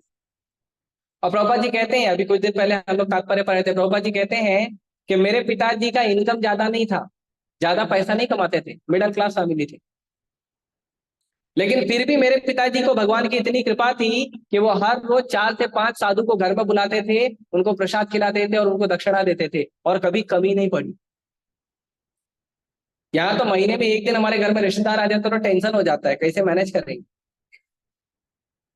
नहीं, प्रभुपाद जी कहते हैं गृहस्थ भक्तों को ये सीखना चाहिए कि अपने घर में साधु को बुलाना चाहिए, उनको प्रसाद खिलाना चाहिए, उनको दक्षिणा देना चाहिए और उनसे कृष्ण की कथा सुननी चाहिए। ये हर गृहस्थ व्यक्ति का अधिक जिम्मेदारी है। नहीं तो साधु को कहाँ से मिलेगा कुछ। हम तो संसार त्याग करके आ जाते हैं, और तो अच्छी बात है आप लोग भी आ जाते हैं यार मिलने के लिए। तो प्रभुपाद जी के घर पे हर समय चार पांच साधु हर रोज आते थे, एवरीडे। जो भी प्रभुपाद जी के घर के पास में से गुजरता था ना उनके पिताजी गौर मोहन ने बोलते थे आइए हमारे घर में प्रसाद पाके जाइए। ऐसा कल्चर था पहले। अभी तो बुक डिस्ट्रीब्यूशन करने जाते हैं, बुक देने जाते हैं तो भी दरवाजा नहीं है, नहीं चाहिए हमको, हमारे घर में है, हम लाइफ मेंबर हैं, भगा देते हैं बच्चों। पानी तो पूछो, भगा देते। यदि हमारे घर में कोई आया है, कोई भी आया है, सेल्समैन भी क्यों ना आया है, उस व्यक्ति को कम से कम पानी पूछना चाहिए, कम से कम 2 मीठे शब्द बोलने चाहिए। ये बहुत जरूरी है। आज हम लोग इतने कठोर हृदय हो गए हैं, क्या कोई व्यक्ति आता है हमारे घर पे, कई बार तो हम देखते हैं मित्र लोग घर में आते हैं, घर में आके मित्र लोग बातचीत करके चले जाते हैं, बस बात ही चीत होती है। घर में कोई आया है आपसे मित्र, आपका पड़ोसी कोई आया है, उसको पानी पूछना चाहिए, कुछ प्रसाद पूछना चाहिए। पहले होता था, मेरे भी बचपन में हमने देखा था, हम लोग जब किसी के घर में चले जाते थे पड़ोस में, या पड़ोस का कोई व्यक्ति हमारे घर में आ जाता था, तो बढ़िया उसको बिठा के, जैसे ही सबसे पहले आए पहले उसकी खातिरदारी करते थे, पानी पूछते थे, प्रसाद देते थे, कुछ खाने को देते थे, फिर पूछते थे आप बताइए कैसे आए हो। दुश्मन की भी ऐसी खातिरदारी करना चाहिए कि वो अपनी दुश्मनी भूल जाए। और यहाँ तो हम दोस्त को फोन पे बोलते हैं, ठीक है बात मत करना आज।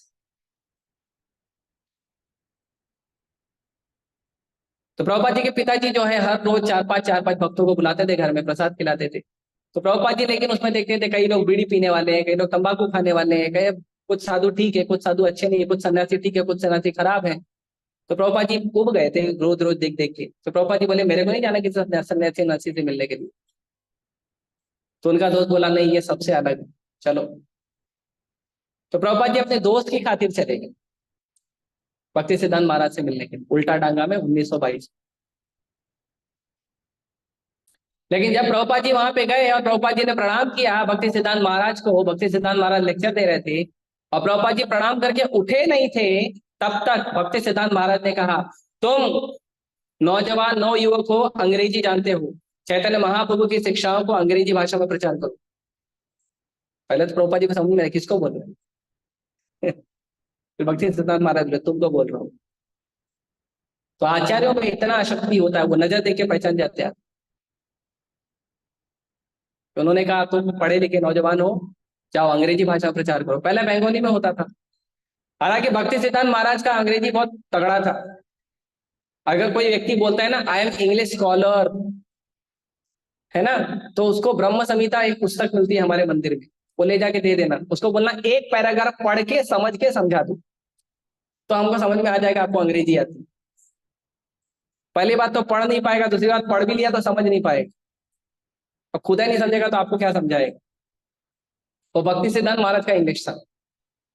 भक्ति सिद्धांत महाराज जब अंग्रेजी में लेक्चर लेते थे तो उनके लेक्चर में बड़े बड़े अंग्रेज लोग आके बैठते थे। लेकिन जो अंग्रेज लोग आके बैठते थे ना, वो भक्ति सिद्धांत महाराज की इंग्लिश को समझने के लिए डिक्शनरी लेके बैठते थे। अंग्रेजों को अंग्रेजी समझने के लिए डिक्शनरी लेके बैठना पड़ता था भक्ति सिद्धांत महाराज के लेक्चर। ऐसा उनका अंग्रेजी था। इसके लिए कहते हैं भक्त दक्ष होता है। भक्त जो काम करता है परफेक्ट करता है। तो भक्ति सिद्धांत महाराज बहुत प्रचार करते थे, हर जगह प्रचार करते थे। अंग्रेजों को, बड़े बड़े वॉइस रॉय को प्रचार करते थे, हर जगह जाते थे, और सभी व्यक्ति को भगवान की कृपा देते थे। तो 1922 में पहली बार प्रभुपाद जी मिले, प्रभुपाद जी को उन्होंने आदेश दिया। फिर प्रभुपाद जी मिलने के बाद भक्ति सिद्धांत महाराज से बहुत प्रसन्न हुए। और फिर बाद में मीटिंग के बाद जब भक्ति सिद्धांत महाराज से मिलने के बाद जब प्रभुपाद जी और उनके मित्र वहां से बाहर निकले, तो उनके मित्र ने पूछा आपको ये सन्यासी कैसा लगा। तो प्रभुपाद जी ने कहा कि मैं बहुत प्रसन्न हूं ये देखकर कि चैतन्य महाप्रभु की शिक्षा जो है सही हाथों में है, और ये सही व्यक्ति है जो चैतन्य महाप्रभु की शिक्षाओं को सही सही प्रचार करे। फिर फाइनली 1932 में 10 साल 11 साल बाद प्रभुपाद जी ने भक्ति सिद्धांत महाराज से दीक्षा प्राप्त किया। प्रभुपाद जी का पहले का नाम था, जन्म का नाम अभय चरण। भक्ति सिद्धांत महाराज ने उनको नाम दिया अभय चरणारविंद। और फिर प्रभुपाद जी गौड़ीय मठ में बहुत सपोर्ट करते थे, बहुत सहयोग देते थे, और भक्ति सिद्धांत महाराज बहुत पसंद करते थे प्रभुपाद जी को। तो कई बार लोग कॉलिंग करके बोलते थे प्रभुपाद जी को, अरे आओ आप आते क्यों नहीं हो, आप मंदिर के इसमें सेवा में हिस्सा लो। हालांकि प्रभुपाद जी बहुत सेवा करते थे, फंड कलेक्शन करते थे। ऐसा नहीं कि केवल अपने घर की कमाई के लिए करते थे, नहीं, प्रभुपाद जी बहुत सारा फंड कलेक्शन करते थे, पैसा जमा करते थे, लोगों से आके पैसा मांगते थे गौड़ीय मठ की सेवा के लिए, भगवान की सेवा के लिए। तो प्रभुपाद जी बहुत सेवा करते थे। तो ये रिकमेंडेशन आया भक्ति सिद्धांत महाराज के पास कि जो अभय चरणारविंद प्रभु हैं उनको हम टेम्पल प्रेसिडेंट बना देते। तो तो प्रभुपाद जी ने मना कर दिया था, बोले नहीं मेरे पास काफी जिम्मेदारी है, मैं नहीं कर पाऊंगा। क्योंकि लेक्चर भी बहुत बढ़िया देते थे प्रभुपाद जी। प्रभुपाद जी जब लेख लिखते थे तो भक्ति सिद्धांत महाराज ने कहा था कि इनके लेखों को बिना चेक किए आप मैगजीन में छाप दिया करो, ये भक्त बहुत अच्छा लिखता है। और प्रभुपाद जी को भक्ति सिद्धांत महाराज ने किया था, तुम्हारे पास जब भी पैसा आएगा तो तुम क्या करना, तुम पुस्तकें छापना और पुस्तक वितरण करना। ये भक्ति सिद्धांत महाराज का दो आदेश था प्रभुपाद जी को, एक तो अंग्रेजी भाषा में प्रचार करना, एक तो पुस्तक छापना। इसके लिए जो व्यक्ति पुस्तक वितरण करता है, जो व्यक्ति प्रचार करता है, प्रभुपाद जी उस पर बहुत प्रसन्न होते हैं। प्रभुपाद जी कहते हैं आप मेरे गुरु महाराज के आदेशों को पालन करने में मेरा सहयोग दे रहे हो।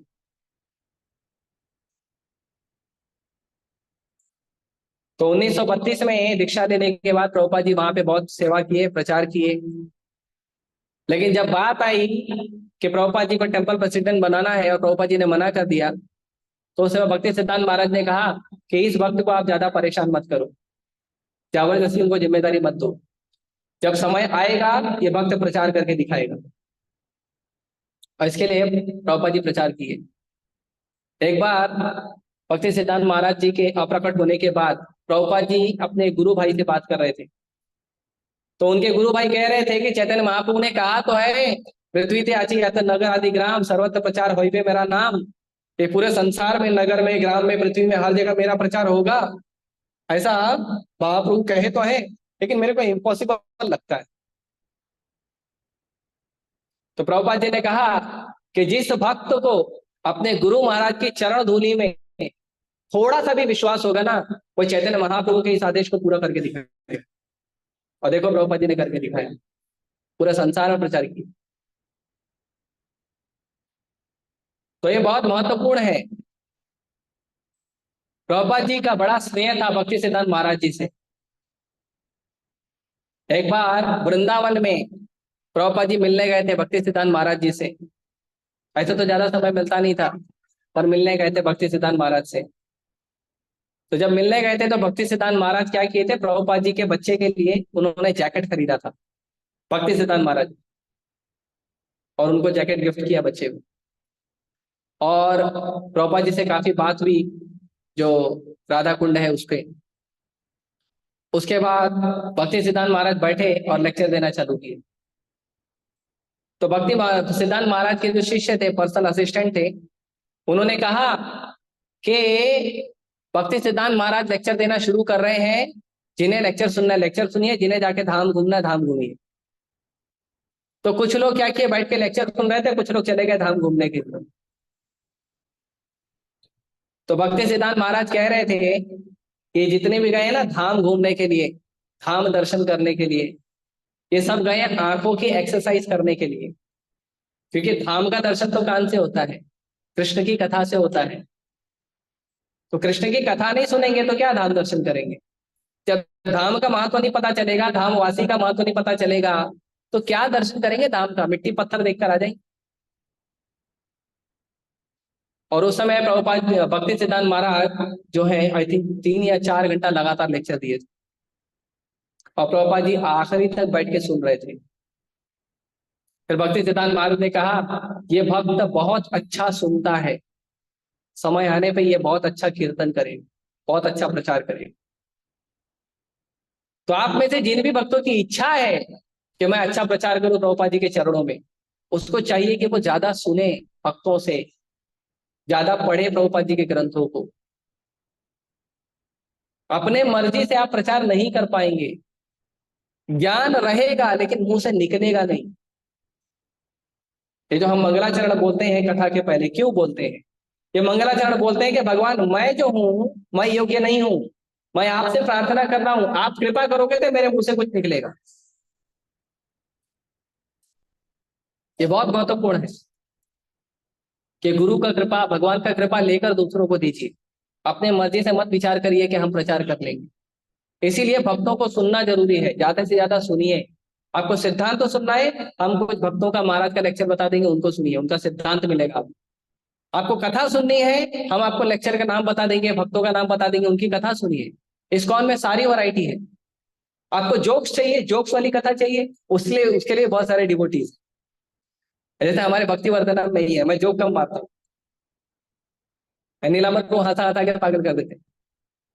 तो हमारे हमारे पास सारी वैरायटी। तो इसीलिए हमको सुनना चाहिए। जो व्यक्ति जितना सुनता है वो व्यक्ति उतना अच्छा कार्य करता है, उतना अच्छा प्रचार करता है। इसीलिए यदि आपको पता है कि ये भक्त गलत बोल रहा है तो भी कोई बात नहीं, सुन लीजिए। उस समय खड़े होकर बहस मत करिए। आपको पता है पहले के समय पे, आज से 15 साल 20 साल पहले, कोई बड़ा डाइजेस्ट या 21 सेट और ये सब बुक्स नहीं होता था। क्वेश्चन बैंक ये सब टिटिम्बा तो मेरे सामने आया। ये सब नहीं होता था, क्वेश्चन बैंक करना, इंपॉर्टेंट क्वेश्चन मार्क करना। तो हम लोग को तो कोई बोलता था, हम लोग ये क्या होता है, इंपॉर्टेंट क्वेश्चन क्या होता है, टीचर ने जो पढ़ा सब पी के जाओ और उगल दो। हम तो यही समझते थे, आज भी यही समझते हैं। आज भी कोई बोलता है लेक्चर तो उठा के पढ़ते हैं, जाके बोलते थे। आज भी यही है हमारा भाव। तो पहले जो स्टूडेंट होते थे स्कूल के कॉलेज के, वो पुस्तक को एक बार टेक्स्ट बुक को पढ़ते थे और एग्जाम देकर आते थे और पास होके आते थे और अच्छा नंबर लेके आते थे। और आजकल के बच्चे हैं, पहले कॉलेज या स्कूल जाएंगे, फिर वहां पे एक्स्ट्रा क्लास करेंगे, फिर ट्यूशन जाएंगे, फिर ट्यूशन में एक्स्ट्रा क्लास करेंगे, फिर डाइजेस्ट लेंगे, फिर 21 सेट लेंगे, फिर और भी कुछ अलग अलग सेट आते हैं वो सब लेंगे, फिर क्वेश्चन बैंक बनाएंगे, फिर इंपॉर्टेंट क्वेश्चन मार्क करेंगे, उसके बाद उल्टा डब्बा। क्यों? मालूम है कारण? जानते हो? क्योंकि जिस व्यक्ति से आप सुन रहे हो ना, उस व्यक्ति के प्रति श्रद्धा होनी चाहिए। जो व्यक्ति आपको लेक्चर दे रहा है ना, जो टीचर आपको ज्ञान दे रहा है ना, उसके प्रति श्रद्धा होनी चाहिए। ये नहीं कि टीचर बोर्ड पे लिखने हुए घूमा तो हम पीछे से गाली दे रहे। बड़ा दुख है, आजकल सभी बच्चे ऐसे ही करते हैं, कोई टीचर को पसंद नहीं करता। और टीचर भी ऐसा ही है आजकल, नौकरी करने आते हैं, पढ़ाने थोड़ी आता है कोई। कोई टीचर पढ़ाने आता है? कोई नहीं आता। नरेंद्र मोदी का एक छोटा सा वीडियो क्लिप है मेरे पास, मैं भेजा नहीं, पिछली बार बोला था। तो उसमें वो कहते हैं कि मैं कई सारे टीचरों से मिलता हूँ, स्कूल में जाता हूँ, कॉलेज में जाता हूँ, और मैं टीचरों से मिलता हूँ, और मैं टीचरों से मिलने के बाद मैं उनसे पूछता हूँ कि आपको कितना साल हो गया यहाँ पे पढ़ाते हुए। तो वो कहते हैं 30 साल, कोई बोलता है 20 साल। तो नरेंद्र मोदी जी ने कहा कि आपको 30 साल हो गया, मतलब जो जो बच्चा आपके पास पहली बार आया था पढ़ने के लिए, वो बच्चे का शादी हो गया होगा? बोले हाँ बिल्कुल हो गया होगा। तो नरेंद्र मोदी जी पूछते हैं, ऐसे कितने बच्चे आपके पास आते हैं, मेरे शादी का कार्ड ले लीजिए, मेरे शादी में आइएगा। कितने बच्चे अपने शादी का कार्ड देने आते हैं आपके पास? तो टीचरों ने कहा बिल्कुल नहीं के बराबर कोई तो भी एक आता है। फिर उन्होंने कहा मतलब आप पढ़ा थोड़ी रहे हो, आप तो खाली जॉब कर रहे हो। शिक्षा देने का मतलब होता है व्यक्ति का चरित्र निर्माण करना। विद्या विनय संपन्ने ब्रह्मणे गविहस्तिनी, सुनी चैव शपाके च पंडिता समदर्शिनी। भगवान भगवद गीता के 7वें अध्याय में कहते हैं कि विद्या का मतलब होता है कि विनय आना चाहिए, हृदय में हमारी नम्रता आनी चाहिए। सबसे पहला विद्या का गुण है कि जिस व्यक्ति को ज्यादा ज्ञान होता है ना, वो व्यक्ति ज्यादा नम्र होता है। जिस पेड़ पे ज्यादा फल लगते हैं वो पेड़ ज्यादा झुक जाता है। अहंकार नहीं दिखाता, मैं टीचर हूं, मैं डॉक्टर हूं, मैं लॉयर हूं, मैं जज हूं। अहंकार नहीं दिखाते घूमता है, मैं प्रोफेसर हूं, मैं प्रिंसिपल हूं। विद्या विनय संपन्न है, और भेद भी नहीं करता है, चाहे ब्राह्मण हो, चाहे कुत्ता हो, चाहे गाय हो, चाहे कुत्ता खाने वाला चांडाल हो, सबको सम्मान देता है। उसको कहते हैं पंडिता। पंडिता मतलब स्कॉलर, स्कॉलर मतलब समदर्शी। ये गुण है जिसको विद्या प्राप्त होती है, जिसको ज्ञान प्राप्त होता है, ये गुण है। तो आजकल तो हम ज्ञान देते हैं, वो बच्चे को ही सिखाते हैं फर्स्ट आना, पूरे स्कूल में तुम्हें फर्स्ट आना चाहिए, देते हैं ना। और फिर वो बच्चा जब फर्स्ट होता है तो बोलता है सीना चौड़ा करके दूंगा तुम फर्स्ट आए हो, पूरे एरिया में मिठाई बांटो तुम फर्स्ट आए हो, ताकि एरिया वालों को पता चले कि तुम फर्स्ट आए हो। ये विद्या का गलत बात। भक्ति सिद्धांत महाराज बहुत हम्बल थे, बहुत नम्र भी थे। तो ये चीजें हमें पता होनी चाहिए, भक्ति के शास्त्र, भक्ति के ज्ञान, हर चीजों को हमको पता होना चाहिए, और हमको ध्यान पूर्वक भक्ति करना चाहिए। इसीलिए भक्ति सिद्धांत महाराज ने प्रभुपाद जी को जो कृपा किया, प्रभुपाद जी वो कृपा हम लोगों पे कर रहे हैं। और ऐसे सिम्म गुरु भक्ति सिद्धांत सरस्वती ठाकुर गोस्वामी महाराज के चरणों में हमको प्रार्थना करनी चाहिए कि हमें भी आशीर्वाद दीजिए, अपने गुरु परंपरा का हमें भी छोटा सा दास बना लीजिए, और हम भी आपके चरणों में प्रचार कर सके, पुस्तक वितरण कर सके, ऐसा हमको प्रार्थना करना चाहिए। तो भक्ति सिद्धांत महाराज का प्रणाम मंत्र भी है, ठीक है, वो मैं बोलूंगा। किसी ने ले, किसी के मोबाइल में निकालो, आपके है ना वैष्णव गीत, निकालो। तो हम वो बोलेंगे वैष्णव गीत में जो है ना प्रणाम मंत्र, उसमें निकालिए। ठीक है, आप लोग मेरे पीछे दोहराइए, तब तक वो निकाल रहे हैं। तो आप लोग बोलिए मेरे पीछे, नमो विष्णुपादाय विष्णुपादाय कृष्ण पृष्ठाय भूतले श्रीमते भक्ति सिद्धांत सरस्वती इति नामिने श्रीवार्षभानवी देवी दयिताय कृपाब्धये कृष्ण संबंधा विज्ञान दायिने प्रभवे नमः। माधुर्योज्ज्वल प्रेमाढ्य श्रीरूपानुग भक्तिदा श्री गौरा करुणाशक्ति विग्रहाय नमस्तुते नमस्ते गौरवाणी श्रीमूर्ते दीनतारिणे रूपानुगा विरुद्धा अपसिद्धांत ध्वांतहारिणे। तो ये भक्ति सिद्धांत महाराज जी का प्रणाम मंत्र है। इसमें वार्ष भानवी देवी जो है भक्ति सिद्धांत महाराज का दीक्षित नाम था। बाद में जब उनका संन्यास हुआ तो उनका नाम पड़ा भक्ति सिद्धांत सरस्वती ठाकुर गोसाई महाराज। तो हमको प्रणाम करना चाहिए भक्ति सिद्धांत महाराज जी को, प्रभुपाद जी को, कि अपनी गुरु परंपरा का हमें दास बनाइए। और हमें धन्य होना चाहिए कि ऐसी गुरु परंपरा में हम जुड़े हैं जहां पे हमें इतनी कृपा प्राप्त हो रही है। इसके लिए हमें धन्य होना चाहिए। ये कोई छोटी छोटी परंपरा नहीं है, ये कोई साधारण चीज नहीं है। यहाँ पे गारंटी है कि आप भगवत धाम जाएंगे अगर आप अच्छे से ध्यान पूर्वक भक्ति करेंगे। और मालूम है कौन जाएगा हम में से? मालूम है कौन जाएगा? हम लोग में से कौन जाएगा? हम सब जाएंगे, सब जाएंगे। प्रयास करिए, है ना। कोई पहले जाएगा, कोई बाद में जाएगा, मैं सबसे लास्ट में जाऊंगा। धक्का मारना पड़ेगा ना पीछे से। ठीक है। तो धन्यवाद। श्री श्रीमद भक्ति सिद्धांत सरस्वती ठाकुर गोस्वामी महाराज आविर्भाव दिवस महा महोत्सव के श्री प्रभुपाद के हरे कृष्णा कृष्णा कृष्णा हरे हरे, हरे राम राम राम हरे हरे। किसी का कोई प्रश्न है तो पूछिए, बोलिए माता।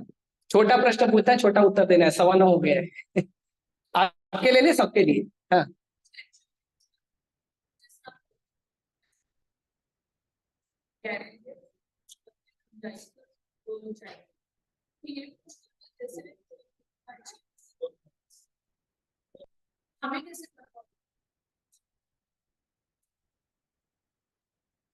हाँ, अच्छा प्रश्न। तो प्रभुपाद जी को एक बार एक भक्त ने पूछा था कि हमको कैसा पता चलेगा कौन शुद्ध भक्त है, क्योंकि शुद्ध भक्त ही जाएगा ना भगवत धाम। प्रभुपाद जी को एक बार किसी ने पूछा था कि शुद्ध भक्त कौन है, कैसे पता चलेगा? तो प्रभुपाद जी ने कहा शुद्ध भक्त कौन है ये केवल शुद्ध भक्त ही पता कर सकता है। तो यदि आपको पता करना है तो आप शुद्ध हो जाइए, आपको अपने आप पता चल जाएगा।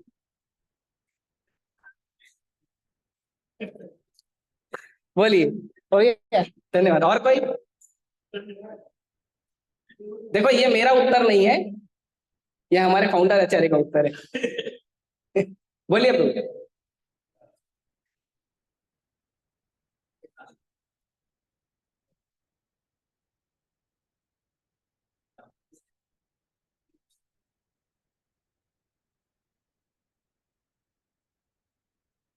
हाँ, थैंक यू। तो जो अ, जन्म जन्मांतर का जो नियम है, वो नियम पहले तो भगवान ने खुद भगवत गीता में मना किया है। भगवान भगवत गीता में कहते हैं कि अ, जो भी भगवान ने वर्णाश्रम परंपरा बनाई है, वो कैसे बनाई है? कैसे बनाई है? कर्मों के आधार पे और गुणों के आधार पे। भगवान ने जन्म के आधार पे कुछ नहीं बनाया है। इसके लिए शास्त्रों में एक श्लोक भी है, जन्मना जायते शूद्रा। जन्म से हर आदमी शूद्र है, कोई ब्राह्मण नहीं है। ऐसे मत सोचो कि मेरे पिताजी ब्राह्मण है, मिश्रा तिवारी है और पांडा, ये जो बहुत सारे हैं, तो इसके लिए हम ब्राह्मण हो गए। नहीं, कोई ब्राह्मण नहीं है। जन्म से सब शूद्र है, जन्मना जायते शूद्र। उसके बाद संस्कारात भवे द्विज। जब आपका जनेऊ संस्कार होता है प्रामाणिक गुरु के मार्गदर्शन में, तब आपको द्विज कहा जाता, तभी भी हम ब्राह्मण नहीं बनते। तभी भी हम ब्राह्मण नहीं बनते। तो इस्कॉन में जो है वो द्विज संस्कार होता है। जो भक्त भक्ति में अच्छा होता है, प्रवीण होता है, उसका चेक होता है कि भक्ति सही में ठीक से कर रहा है, विग्रह सेवा के प्रति आसक्ति है, उस व्यक्ति को ब्राह्मण दीक्षा दिया जाता है। जब हम आते हैं तो 2 साल 3 साल 4 साल के बाद हरिनाम दीक्षा होता है। फिर हरिनाम दीक्षा के 2-3 साल के बाद ब्राह्मण दीक्षा होता है, उसका पूरा चेक करके कि वो सच में, और उसके लिए कोर्स होता है। आपको हरिनाम दीक्षा लेना है तो उसके लिए इस्कॉन डिसाइपल कोर्स होता है, और जो ब्राह्मण दीक्षा होती है उसके लिए भक्ति शास्त्री होता है। ये कोर्स कंपलसरी है, जो करता है उसको दीक्षा दी जाती है, सबको दीक्षा नहीं दी जाती है। ये नहीं कि आए गुरु महाराज प्रणाम आशीर्वाद दीजिए, लो दीक्षा जाओ, मेरा चेला बन के घूमो। गुरु बनना इतना आसान नहीं है, गुरु मतलब हैवी।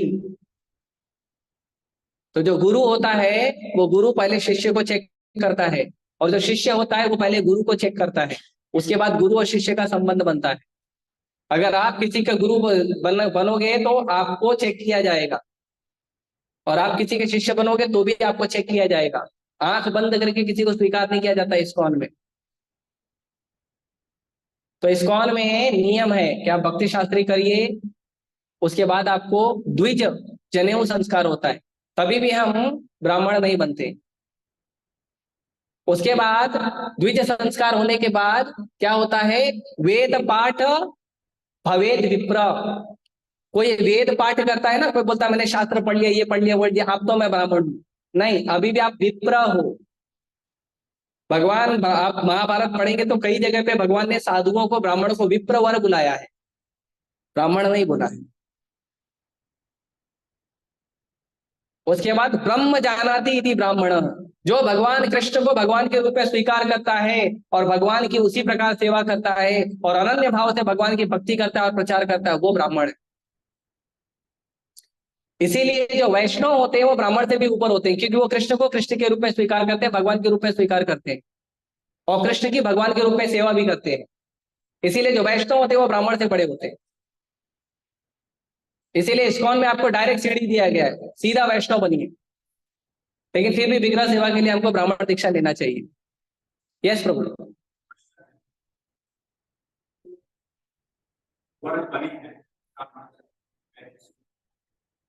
सतयुग से का वर्णन शास्त्रों ने बताया है।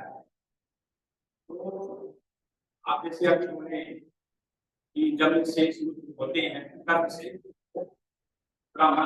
कर्म और गुण, केवल कर्म नहीं। भगवान कहते हैं भगवता में, चातुर्वर्ण्य मया सृष्टम गुण कर्म विभागशः। गुण और कर्म, 4 वर्ण जो है, ब्राह्मण क्षत्रिय वैश्य शूद्र, गुण कर्म विभागशः। तो जो सतयुग से भी आप देखोगे, भगवान रामचंद्र या उनके पहले भी जो सतयुग में हुआ था भगवान कृष्ण, तो पहले क्या होता था कि आप चाहे राजा के बेटे हो, चाहे वैश्य के बेटे हो, चाहे किसी के भी बेटे हो, सबसे पहले बच्चों को गुरुकुल डाल दिया जाता था। और गुरुकुल में आप कुछ भी हो, आप कुछ भी हो, आप ब्राह्मण के बेटे हो, राजा के बेटे हो, बिजनेसमैन के बेटे हो, शूद्र के बेटे हो, आप सबको समान सेवा दी जाती थी। सबको सुबह जाके लकड़ी काटो, उसके बाद आके कुकिंग करो, भगवान का विग्रह सेवा करो, गुरु का सेवा करो, आश्रम के सफाई, सबको कराना पड़ता था। भगवान कृष्ण खुद गए थे लकड़ी काटने के लिए, जहां पे सुदामा जी ने चने खा लिए थे। तो सबको लगाया जाता था सेवा में। उसके बाद गुरु डिसाइड करता था कि आपके अंदर गुण ब्राह्मण के हैं कि नहीं, आपके अंदर क्षत्रिय के गुण हैं कि नहीं, आपके अंदर वैश्य के गुण हैं कि नहीं। और अगर ये तीनों गुण नहीं है तो आपको शूद्र कहा जाता था। और जो शूद्र, शूद्र का मतलब क्या होता था, शूद्र जो है वो चौथा क्लास है। और भगवान कहते हैं ये जो चारों प्रकार के लोग हैं, ये चारों प्रकार के लोग भगवान को पसंद है। ऐसा नहीं कि शूद्र जो है वो आउटकास्ट है, शूद्र आउटकास्ट नहीं है। आउटकास्ट में आते हैं मलेच्छ, चांडाल, कुणांद्र, कुलंद, कुलकश, ये आउटकास्ट है। शूद्र जो है वो भगवान को प्रिय है। तो जो लोग बोलते हैं ना हम शूद्र हैं, हमको अधिकार नहीं दिया, वो सब बुद्धू लोग हैं, सब राजनीति करते हैं। शूद्र भगवान को बड़े प्रिय है। क्यों? क्योंकि शूद्र जो होते हैं ना, असली शूद्र का मतलब होता है जो ब्राह्मण, क्षत्रिय, वैश्य को भगवान की सेवा करने में सहयोग दे, उसको शूद्र कहते हैं शास्त्रों में। भगवता में भगवान बोलते हैं परिचर्यात्मकम कर्म शूद्र कर्म स्वभाव जा। जो परिचर्या का आप कार्य करता है, परिचर्या मतलब जो ब्राह्मण, क्षत्रिय, वैश्य को हेल्प करता है, वो शूद्र होता है। ऐसा झंडा लेके वो यहाँ पे आंदोलन करने वाले को शूद्र थोड़ी बोलते हैं, वो शूद्र से भी बेकार है। और मांस खाता है वो, तो शूद्र थोड़ी है, मलेच्छ है वो शूद्र नहीं है, उससे भी बेकार है वो। शूद्र का मतलब होता है जो ब्राह्मण, क्षत्रिय, वैश्य को, क्योंकि वो ब्राह्मण नहीं बन पाया, क्षत्रिय नहीं बन पाया, वैश्य नहीं बन पाया, तो वो ब्राह्मण, क्षत्रिय, वैश्य को भगवान की सेवा करने में सहायता करता है, उसको शूद्र बोलते हैं। शूद्र का भी डेफिनेशन तो पूछो, ये जितने शूद्र का झंडा लेके घूमते हैं, पूछो, आओ बताओ शास्त्रों के अनुसार, वो भी नहीं मालूम होगा। ठीक है, इसके लिए ये है। आखिरी प्रश्न, हाँ।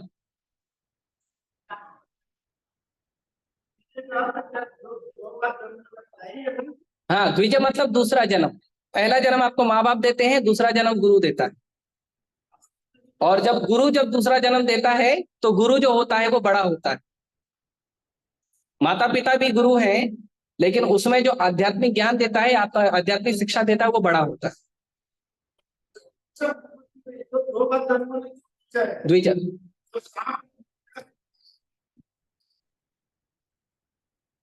देखिए जो द्विज शास्त्रों में बताया गया है उसको उसको द्विज कहा जाता है। हर व्यक्ति को द्विज नहीं बोल सकते। तो जो दूसरा जन्म है वो शास्त्रों के अनुसार होता है।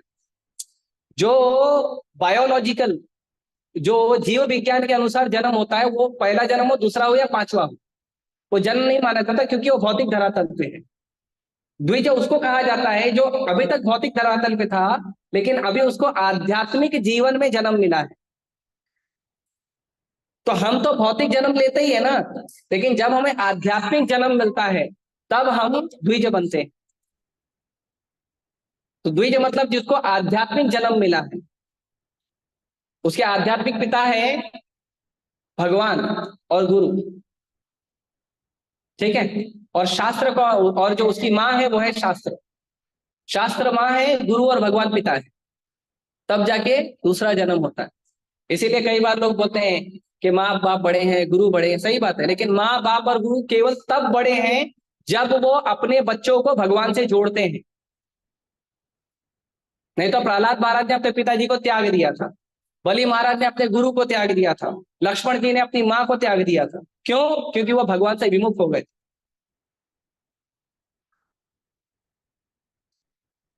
ये असली सच है।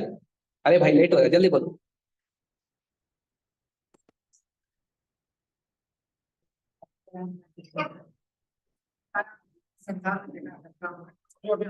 वो ठीक है, बाद में करेंगे, छोड़ दीजिए। ठीक है, पर्सनल, अभी पर्सनल लेंगे। मैं समझा आपका, समझ गया, बाद में कर।